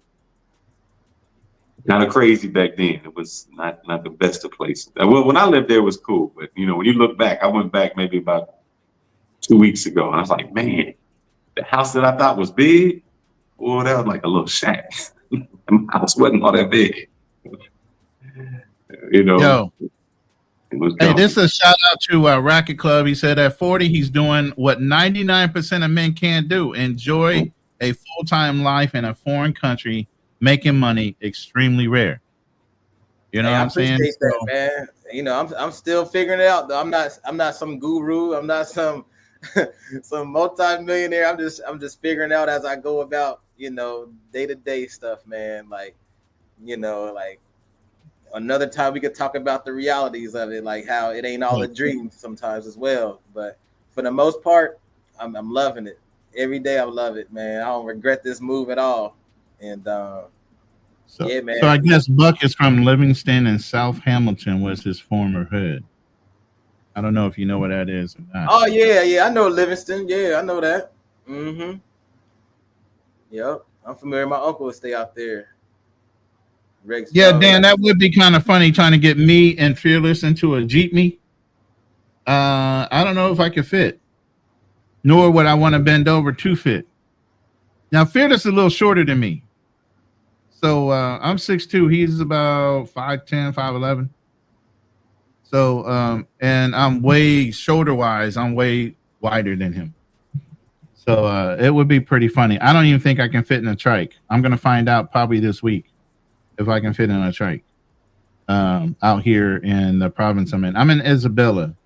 If you look on the map. Are you like close proximity to like a lot of stuff, you need like stores and stuff like that? I mean, no. I got to take a trike or have her dad drive us somewhere. So. Oh, man. So you cool with the family? They don't. Yeah. Oh, yeah. All day. All day. Like I said, this has been an evolution. Vetting is a vetting. So you're vetting the family as well as you're vetting her. Mm-hmm. So the family knew I was coming. They knew exactly what to expect. Super happy to see me and been accommodating. I'm in my own spot. But if we need something or need to go somewhere, no problem. But they don't have Grab or anything here, so it's not like I can call a Grab up and get a ride anyway. They just have trikes. You know what I mean? So it's a little inconvenient. But we'll do the workaround until I'll probably wind up buying a car in probably 2 or 3 months. If everything's working down that road, I'll wind up buying a vehicle. Yeah, right now I'm not. Me buying a vehicle right now would be like a waste of money, man. Because like I'm literally. Hold on, I'm gonna show you real quick. I'm so fucking close to everything. Like, you see this big ass grocery store right there, man. That's like right outside my apartment, and this is like the that's convenient as hell. Yeah, that's convenient as hell right there. Like, I got everything I need, man. I got. Now, when I was in BGC, I was right across the street from I want to say some kind of mall called World Mall or something like that. I literally could walk out of my condo, go downstairs 1 floor under my condo, and walk underground across the street and into the actual mall. And they had everything in the mall, from a grocery store to whatever you wanted. So yeah, I like that kind of convenience. This is, like I said, the walk up is killer. You can look at that Airbnb all day and it could be beautiful inside. But if you don't do that Google globe map search and do the walk up from outside, you might be walking into some things. Yo, Joseph, I'm in Salvador Bahia, bro. Look, he say he figured it out. Yeah, I got the mall. It's like a mile away. I don't walk there, but like my Uber ride is like $2. You know what I'm saying? I go to the mall. I mean, it's a nice ass mall, the bougie mall. I mean, I got everything I need, man. I mean, I got restaurant down the street. I went live from the restaurant last night. Me and my shorty went walking there. I got the church right over here. You got the damn beauty salon. I mean, I got everything I really need. And if it's somewhere I want to go, it's like a $5 Uber. Probably $10 most. Most I'm gonna spend like $10 for Uber. Yeah, that's awesome. I'm in the area I'm in right now is close to the convention center. So where I stayed at first was like the tourist attraction area. It's called Baja, and I got tired of that area, man. I spent a month and some change out there. To be honest, I didn't come here to be around Americans. Like I keep saying that shit. I don't like being around Americans because most Americans are thirsty. I don't like being around thirsty people. I came here to be around the regular people, the people that's living. Like, I live around lawyers that are from Brazil. I live around doctors, professional people, not tourists that's looking for pussy and stuff like that. And I like the life. I like the lifestyle, man. I like shopping with professional people. I like building connections with people that own things and stuff like that. So, yeah, I love it, bro. As you guys can tell, man, I've been smiling this whole damn time, man. I love this shit. I'm gonna play a clip from yesterday's show. I was on Andre's show. A couple people wanted to jump down my throat about my little video, but this happened during the live. Okay, the next site we're gonna look at, gentlemen. Shout out to all you guys that are here. The next site that we're gonna look at before we go back to the videos are the right here. Let me close this one that we just looked at. Hey, Dre. Dre, go. Hold on yes, one sir. second.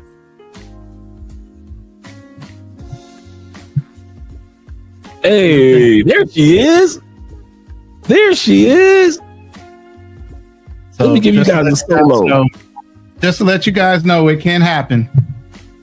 Let me give you guys a solo. All right. Hello.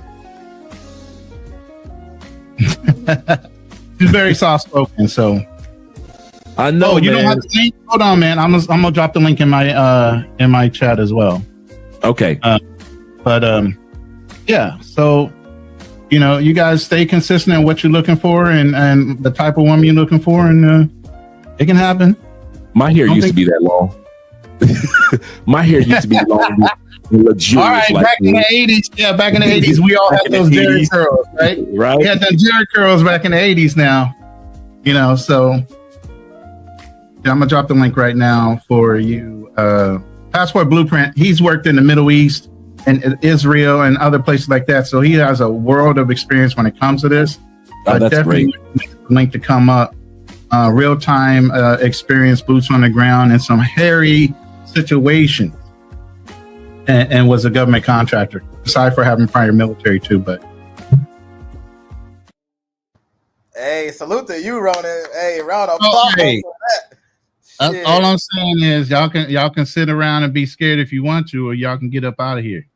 Yeah, You know, man. and go find you somebody that falls in line with your ideas of what you want out of life when it comes to a relationship. So, hey, man, I like what I see. My girl and your girl, they could be homies.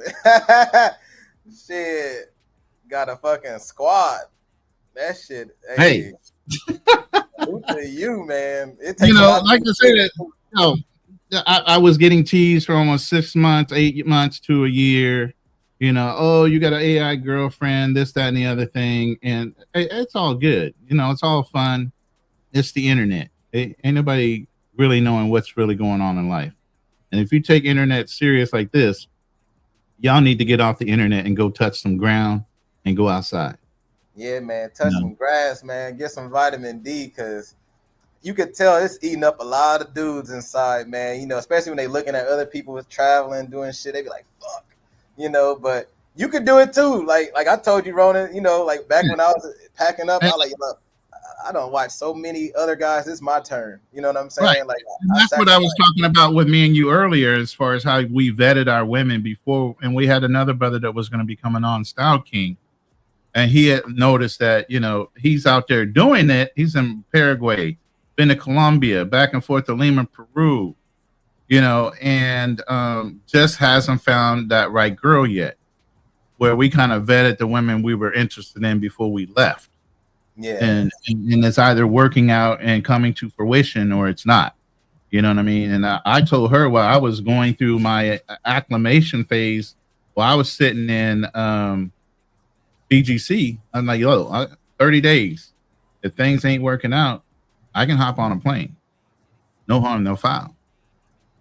You know, there's plenty of places to move around on this planet. Oh yeah, You know? man. Like I didn't know, you know, like I had my Airbnb. I paid up front for like 1 month, and you meet somebody over the phone and stuff like that. You never know how the connection gonna be when you meet them in person. But you know, I had a good vibe. You know, I know how to vet and stuff like that, and it worked out. But you can't be living in fantasy land. Like a lot of guys had these dreams, like, yeah, man, you know, this girl love me, and they messing with a darn street worker and all that stuff. But I don't even want to go down that road. But a lot of people are living in fantasy land. Not us, not you or Fearless, anybody like that. But you see these other dudes on these other platforms, and you could tell they never had anything back home in America. Like they ain't never been touched, kissed. You know, they missing a lot of stuff, man, and it's unfortunate. And I don't recommend nobody to get a passport or take a vacation just to fill that void either, man. Like it's something you gotta like take care internally deep down before you ever decide to try to live a life like this. Right. You know, because you're gonna come out here and it's gonna blow your mind. You know, you coming from a place where you ain't got shit and you got a plethora of so many options, and it's just gonna be crazy. All right, I went ahead and opened up the panel for a little bit. Normally we wouldn't push it past 2 hours, but I'm gonna go ahead and open it up for a little while. I think Joseph wanted to come up and chop it up with you for a little bit. Bracket. Mic check. Mic check, mic check. All right, let's go. Hey, what's up, Racket? Man, I just that smile on your face, man, is bringing back memories. I just came back from Bahia. I say just came back, but I guess it's been 3 months. So January 30th. So basically the beginning of February. And man, I had withdrawals, man. I felt like a crack fiend. I was scratching, itching, punching walls, angry at guys. Like, why did I have to come back here? I mean, you hear stories about it, listening to uh, people talking about crying on the airplane. I'm like, man, y'all just being dramatic. So you get on the plane, you go there for just, even for me in my case, it was just 2 weeks. And not because I just had already had the plane ticket. I didn't expect to like it that much, but not like it, fell in love with it. And I was like, man, what is this place? It's like something out of when people play that game. It reminds me of Grand Theft Auto Vice City in a way, but like the real authentic. It's like, and I've been to Florida, and it's like okay, that's interesting, but the real Vice City is, Yeah. Vice City, one of my favorite games. man, it's just like that, real old school. The cars that they drive around is pretty old school, and it's like the vibe, the people, the energy. So just seeing you like that, it's just like it reminds me of just 4 months ago, and I'm 3 months ago, whatever. And I'm like, man, there's a guy in the chat. He said that he's looking to go, and he for me it was not trying to figure out how to move there because he doesn't know what to expect. He may or may not even like the country. So I had to go up and just figure out how to make the money, scrap together some coins. Almost got frostbit trying to make the money in the freezing winters here in Detroit. Just Are you to from the make every Midwest? little. I ain't, is that yeah, that is the Midwest. Yep, I'm in Oh yeah, I'm Detroit. from Ohio, man. That's what's up. Ohio. Yeah, man, it's down. It was cold, bro. I was determined. I was determined. I ended up getting like borderline frostbite in one of my fingers, one of my toes. I did whatever I had to do in order to scrap together enough cash for the plane tickets and make sure I had enough money to be there. Because the trick is that it's never going to be a perfect time to go. It's never Yeah. going to be like this is the perfect time for me to leave to get there. There's always going to be something. You got the money to go. You're going to have some sort of fear, but I don't know the language. But what about this? What about that? It's so new to me. And if you don't have the money, then it's going to be that's going to be an excuse. Oh well, I don't have the money. I can't go. I'm gonna push it out 2 or 3 years ahead.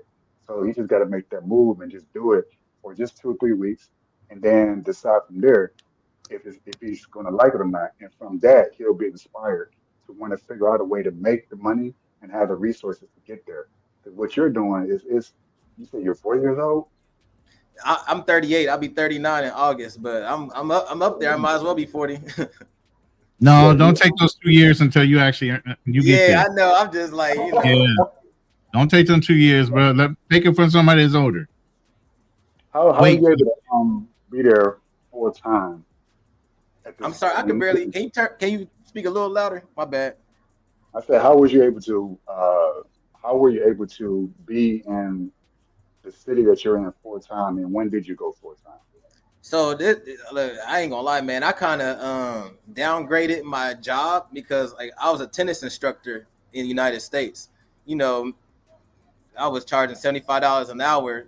Teaching tennis, but man, I picked up a sales job, a remote sales job that paid a lot less. But since I knew I was going to a country where I didn't need that much money, allowed me to work remotely, and that's what got me here, man. There's always like a sales job hiring, and like Rona, he does sales as well, but like you could do a job like where you set up appointments or you like closing, called SDR. You could do that. BDR, business development rep. There's like all type of stuff, but I saved up some money. I sold my car. I got laser focused. Like I decided, like, yo, ain't no turning back.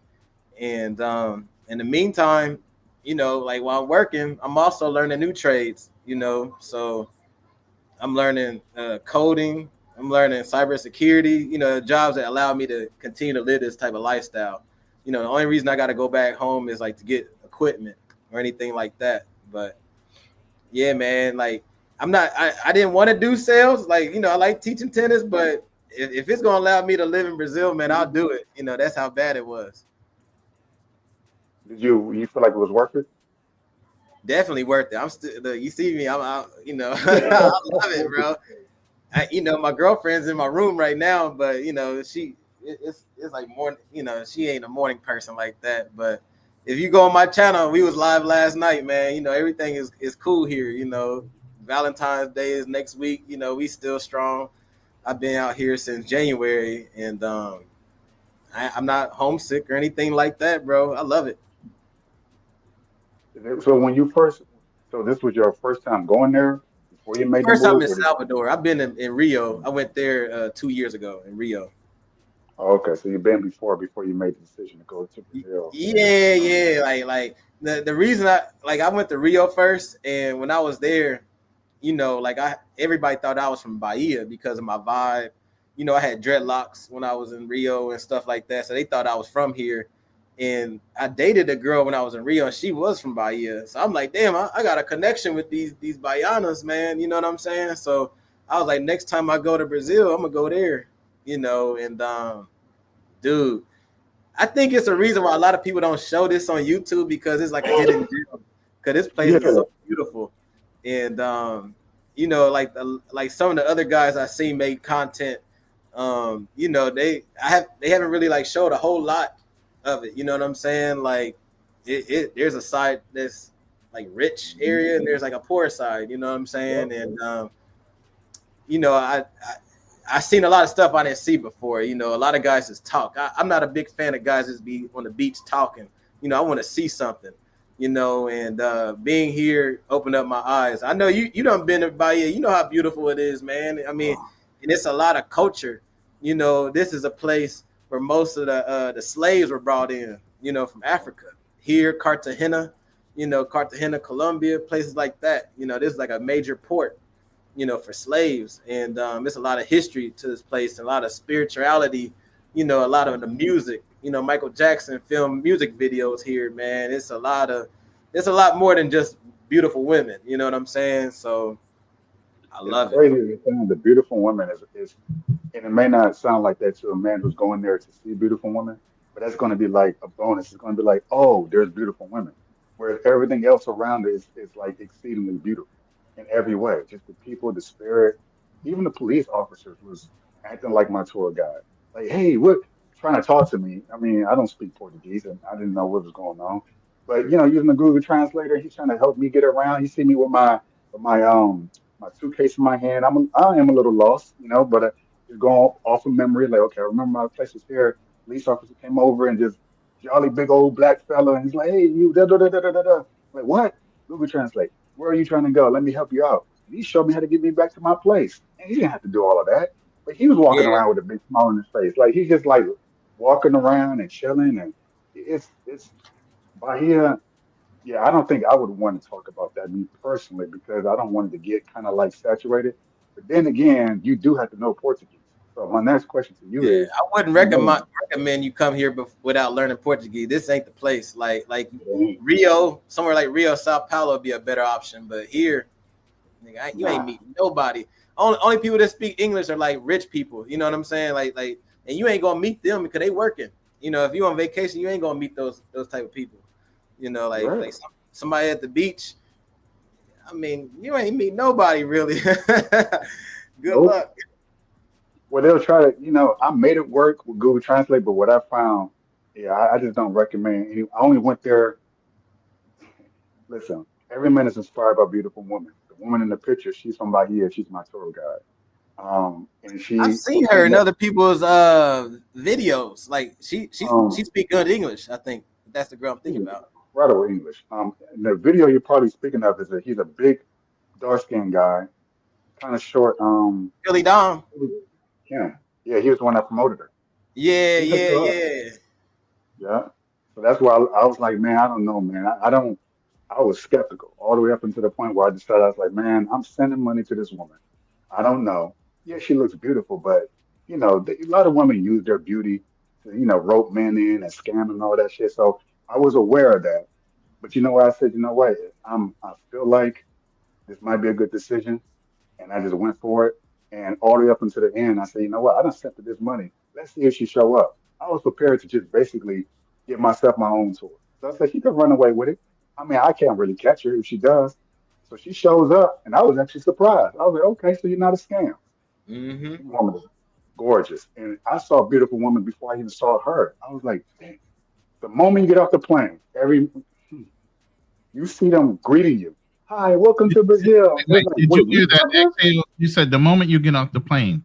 Hmm. The moment you Yeah, get off the it's plane, left and right, it's man. insane, bro. It's like you thinking they're models. Like women like that work at the airport, you would see them as models here in America. And you would say, well, what are you doing working here? But then when you get away from the airport, you realize there are more beautiful women than the ones you saw coming off the plane. It's Yeah, like, oh, so they're actually on the lower totem pole of beauty, attractiveness, and they're so humble. They don't have this arrogance about themselves. They'll approach you, they'll talk to you, they don't have that sort of like I'm above you type of attitude, or you have to be a certain standard, you have to make a certain amount of money. So it's man, but I don't recommend people go where I went. I went because that's where she just happened to be. If the tour guide was in Timbuktu, I probably would have went just because. Hey man, tour guide, she's gorgeous. Why not? And so yeah, probably Rio would be my next stop. If you had a Hey, choice Yosef, between hold Rio on and one Nine, second. Let me get Buck in here real quick because I see that he's walking somewhere. I don't know. I don't want him to lose the signal. But did you have a comment? Yeah. Salute to the panel, man. I'm currently in South America, also outside of the country. Man, y'all been hitting right on the nail, man. Hey, bro, in the States, I gotta really watch what I eat. Because if I eat like a fast food and all that, I will just crash and just go to sleep quick, right? Bro, here, I'm literally eating everything. I'm eating cakes, eating, breads, which I usually avoid in the States, and I don't even crash. That's the thing. It's like I'm eating all these fruits and then I'm also walking a lot. And, it's like I just don't, when I eat lunch, I feel energized. Instead of, how in the States when you eat lunch, oh, you want to go to sleep, you feel sluggish. Here, Mm-hmm. it kind of gives me more energy. And the thing is, I've been eating a lot over here. You know what? The crazy thing is, I lost weight.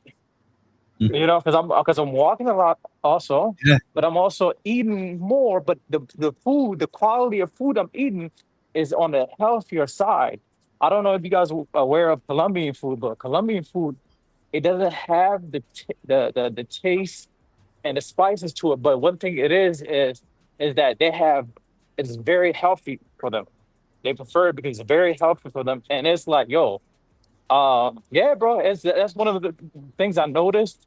Also, man, in the States, man, bro, you can be in the wrong, like somebody can be mean mugging you out of nowhere. It's just always that constant shit. Here, bro, man, people are just minding their own business, doing their own thing. They're friendly. Nobody's gonna confront you with any shit. Like the place I'm in Colombia, and I don't want to, gatekeep or anything, but I'm outside those three big cities outside Colombia that people go to. So it's like I'm barely seeing any tourists over here, bro. Like literally, last night one of the clubs I was at, it was some it was some wild thing. I mean, you can still do your fun over here, but here's the thing over here: if you're looking for quality relationships and all that, I think you have to go outside the big cities to find those, man. Because the women is not the icing on the cake. You know, the women. I'm sorry, the women is the icing on the cake. But guys, look at all factors. Look at the quality of the food, quality of the life, how the people are over there. You know, obviously the women is the icing on the cake, but it should not be the focus. You should always put yourself first. Go there with an open mind, and yeah, man, I'm enjoying the time off over here, bro, because it's nice, man.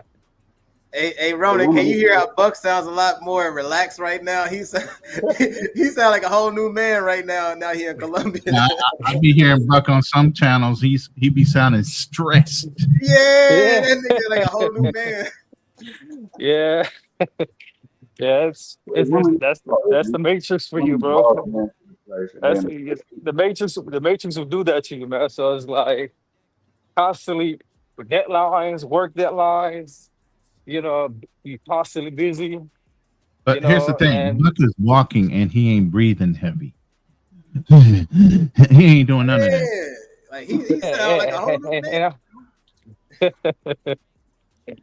Yeah, he yeah. all smooth and suave right now. Like, damn, Buck. Okay. Yeah, yeah. I see this Afro Latina chick right now. Holy shit! I'm trying to see if I can approach her at the mall, He man. trying to catch up. Yeah, yeah. I mean, He trying to I've play been, catch up. yeah. It's. I'm telling you, man, guys, man.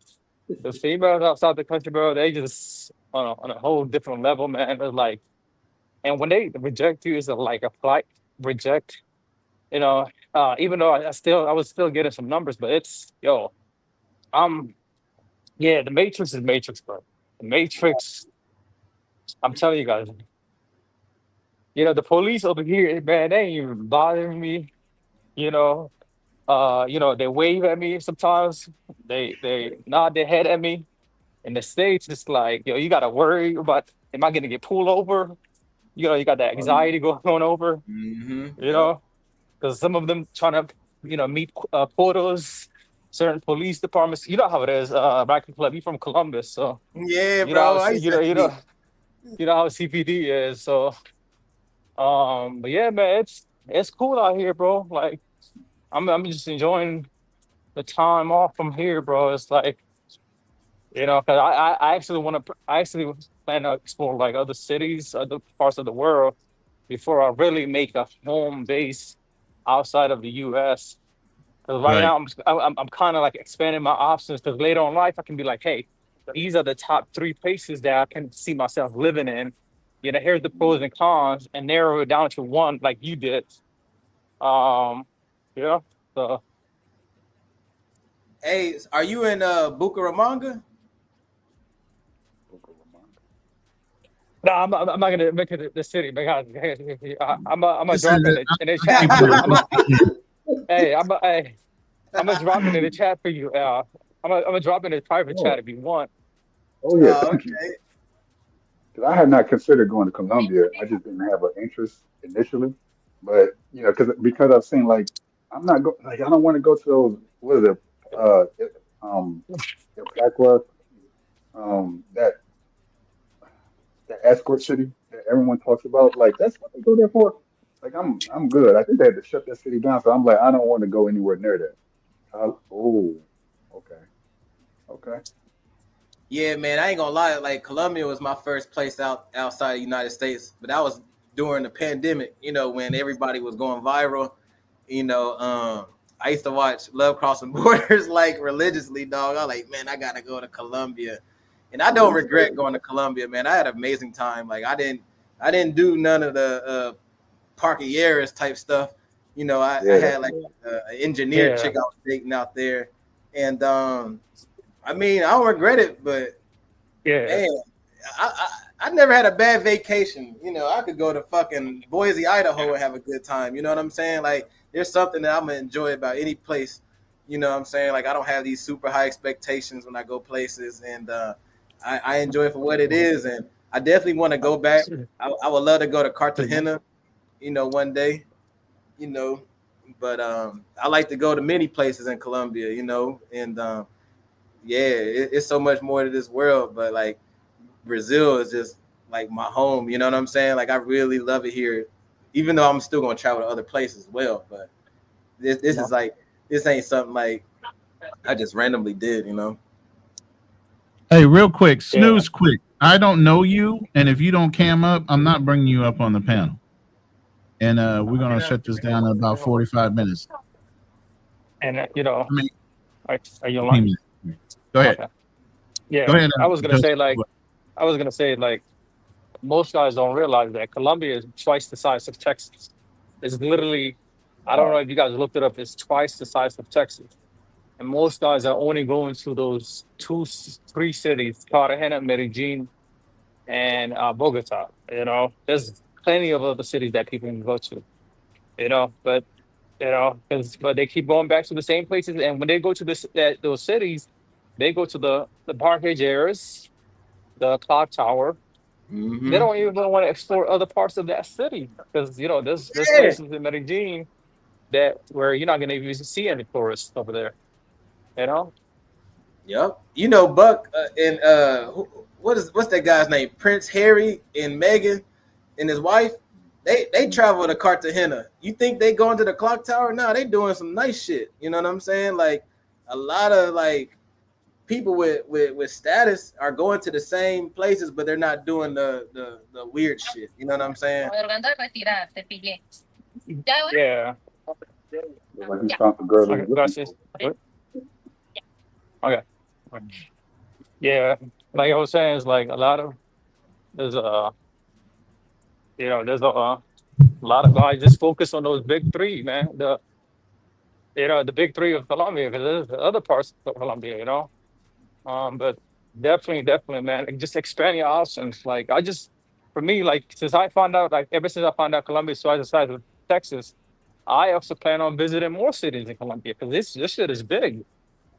You know, like I Yeah, want to it's visit beautiful more too. parts. And also, man, guys, don't come here thinking that, man, you're just because you come in with the U.S. dollars and think about you're richer than everybody, bro. There's some Colombians out here, bro, that have, man, they're like millionaires and billionaires, bro. They're like they even look Hmm. down on tourists, like, bro. I'm telling you, bro, it's like they're like the elites. So yeah, they got the poor people, but I'm just saying is like they also have the elites, you know.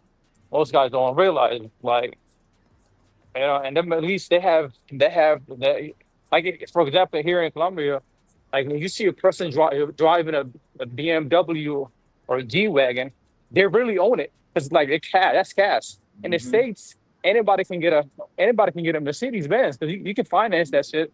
Although them do people, I mean, when they finance that shit, they get it the worst deals at 10% interest rate. Here people outright when you see people driving nice cars, that's wealth indication. And the states that's the opposite. It doesn't show anything.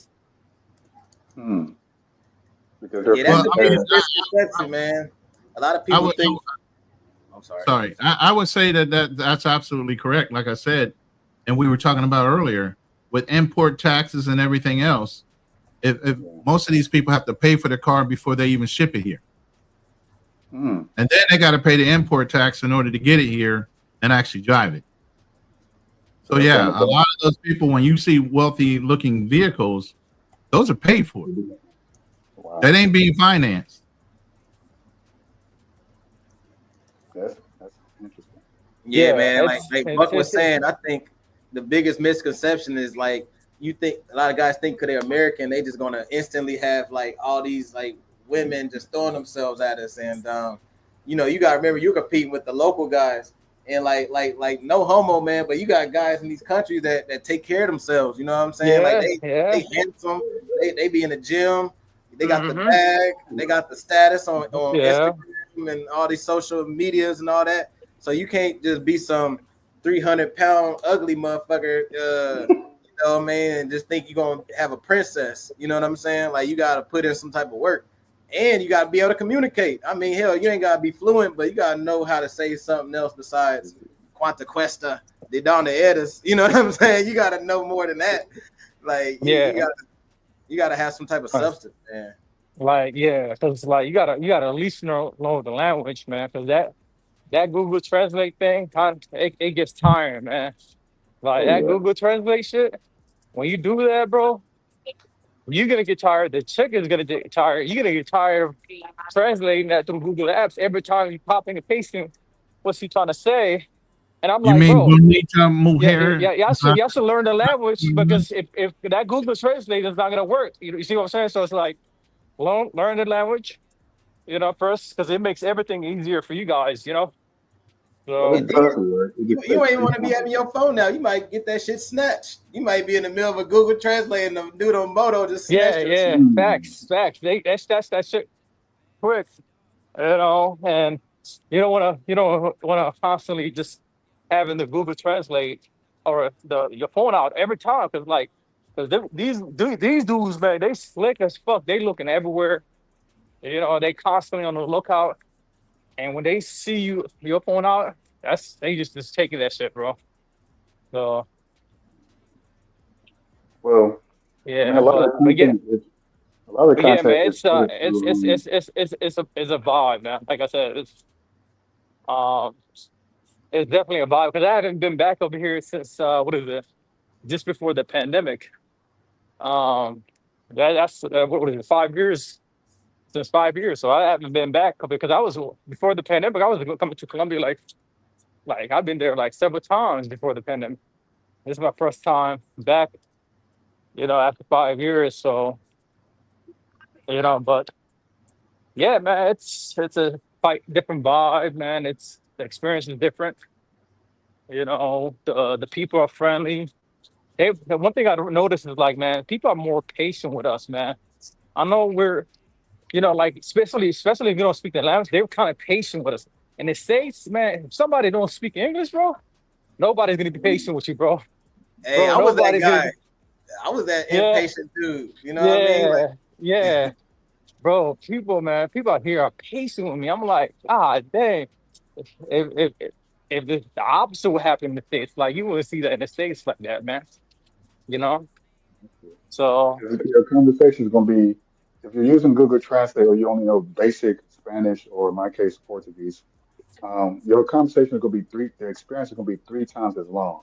So it's going to be really drawn out, and you have to rely on them to kind of like piece together what your like even sign language, body language.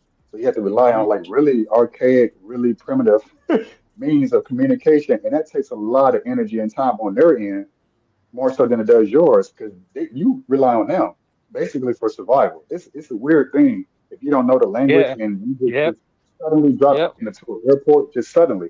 You don't know. You just heard nothing related to you're listening for something a hint of English, but you can't find it. So now it's like, oh shit, I need to get on this flight, and I don't know where the flight is at, but I can say what I want to say in 1 minute. But here it's going to take me 10 minutes to do the same.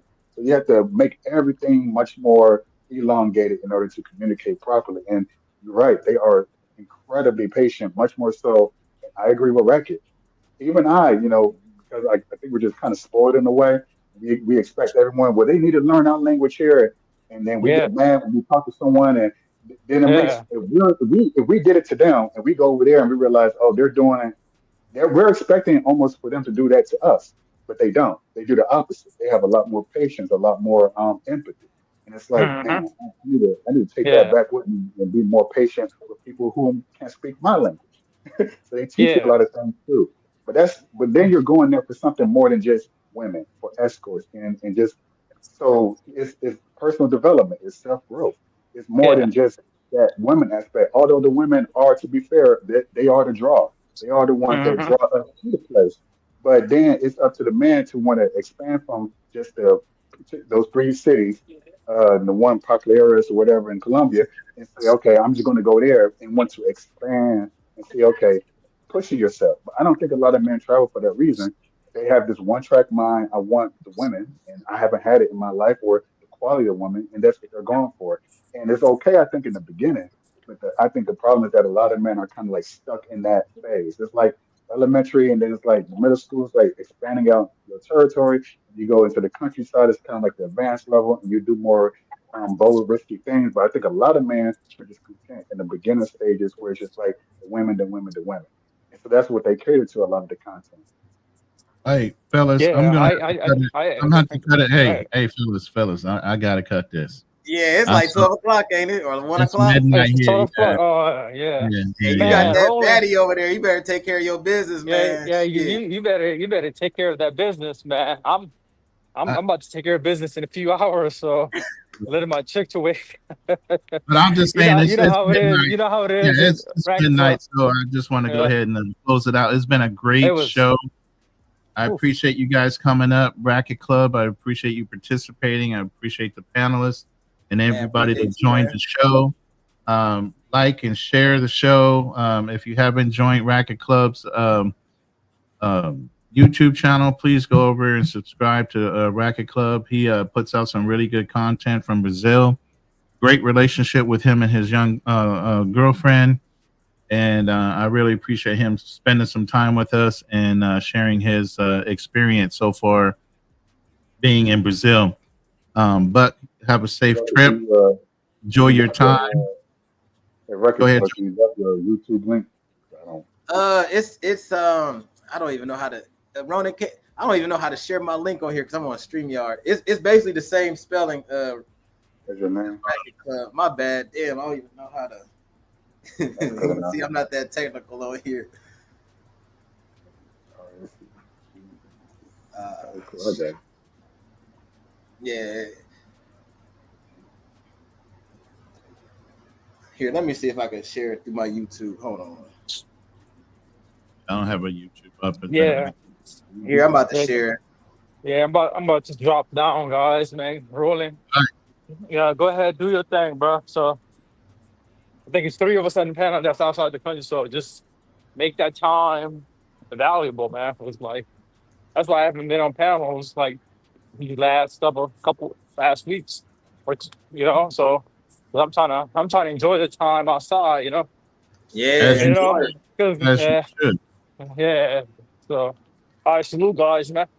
Hey, salute to all y'all, man. Everybody in the chat. Appreciate you guys that was watching on my channel, on Ronan's channel, Fearless's channel, man. Everybody have a blessed one. Salute. All right, brothers. I'm shutting it down in 3, 2, 1. Peace. Peace out, y'all.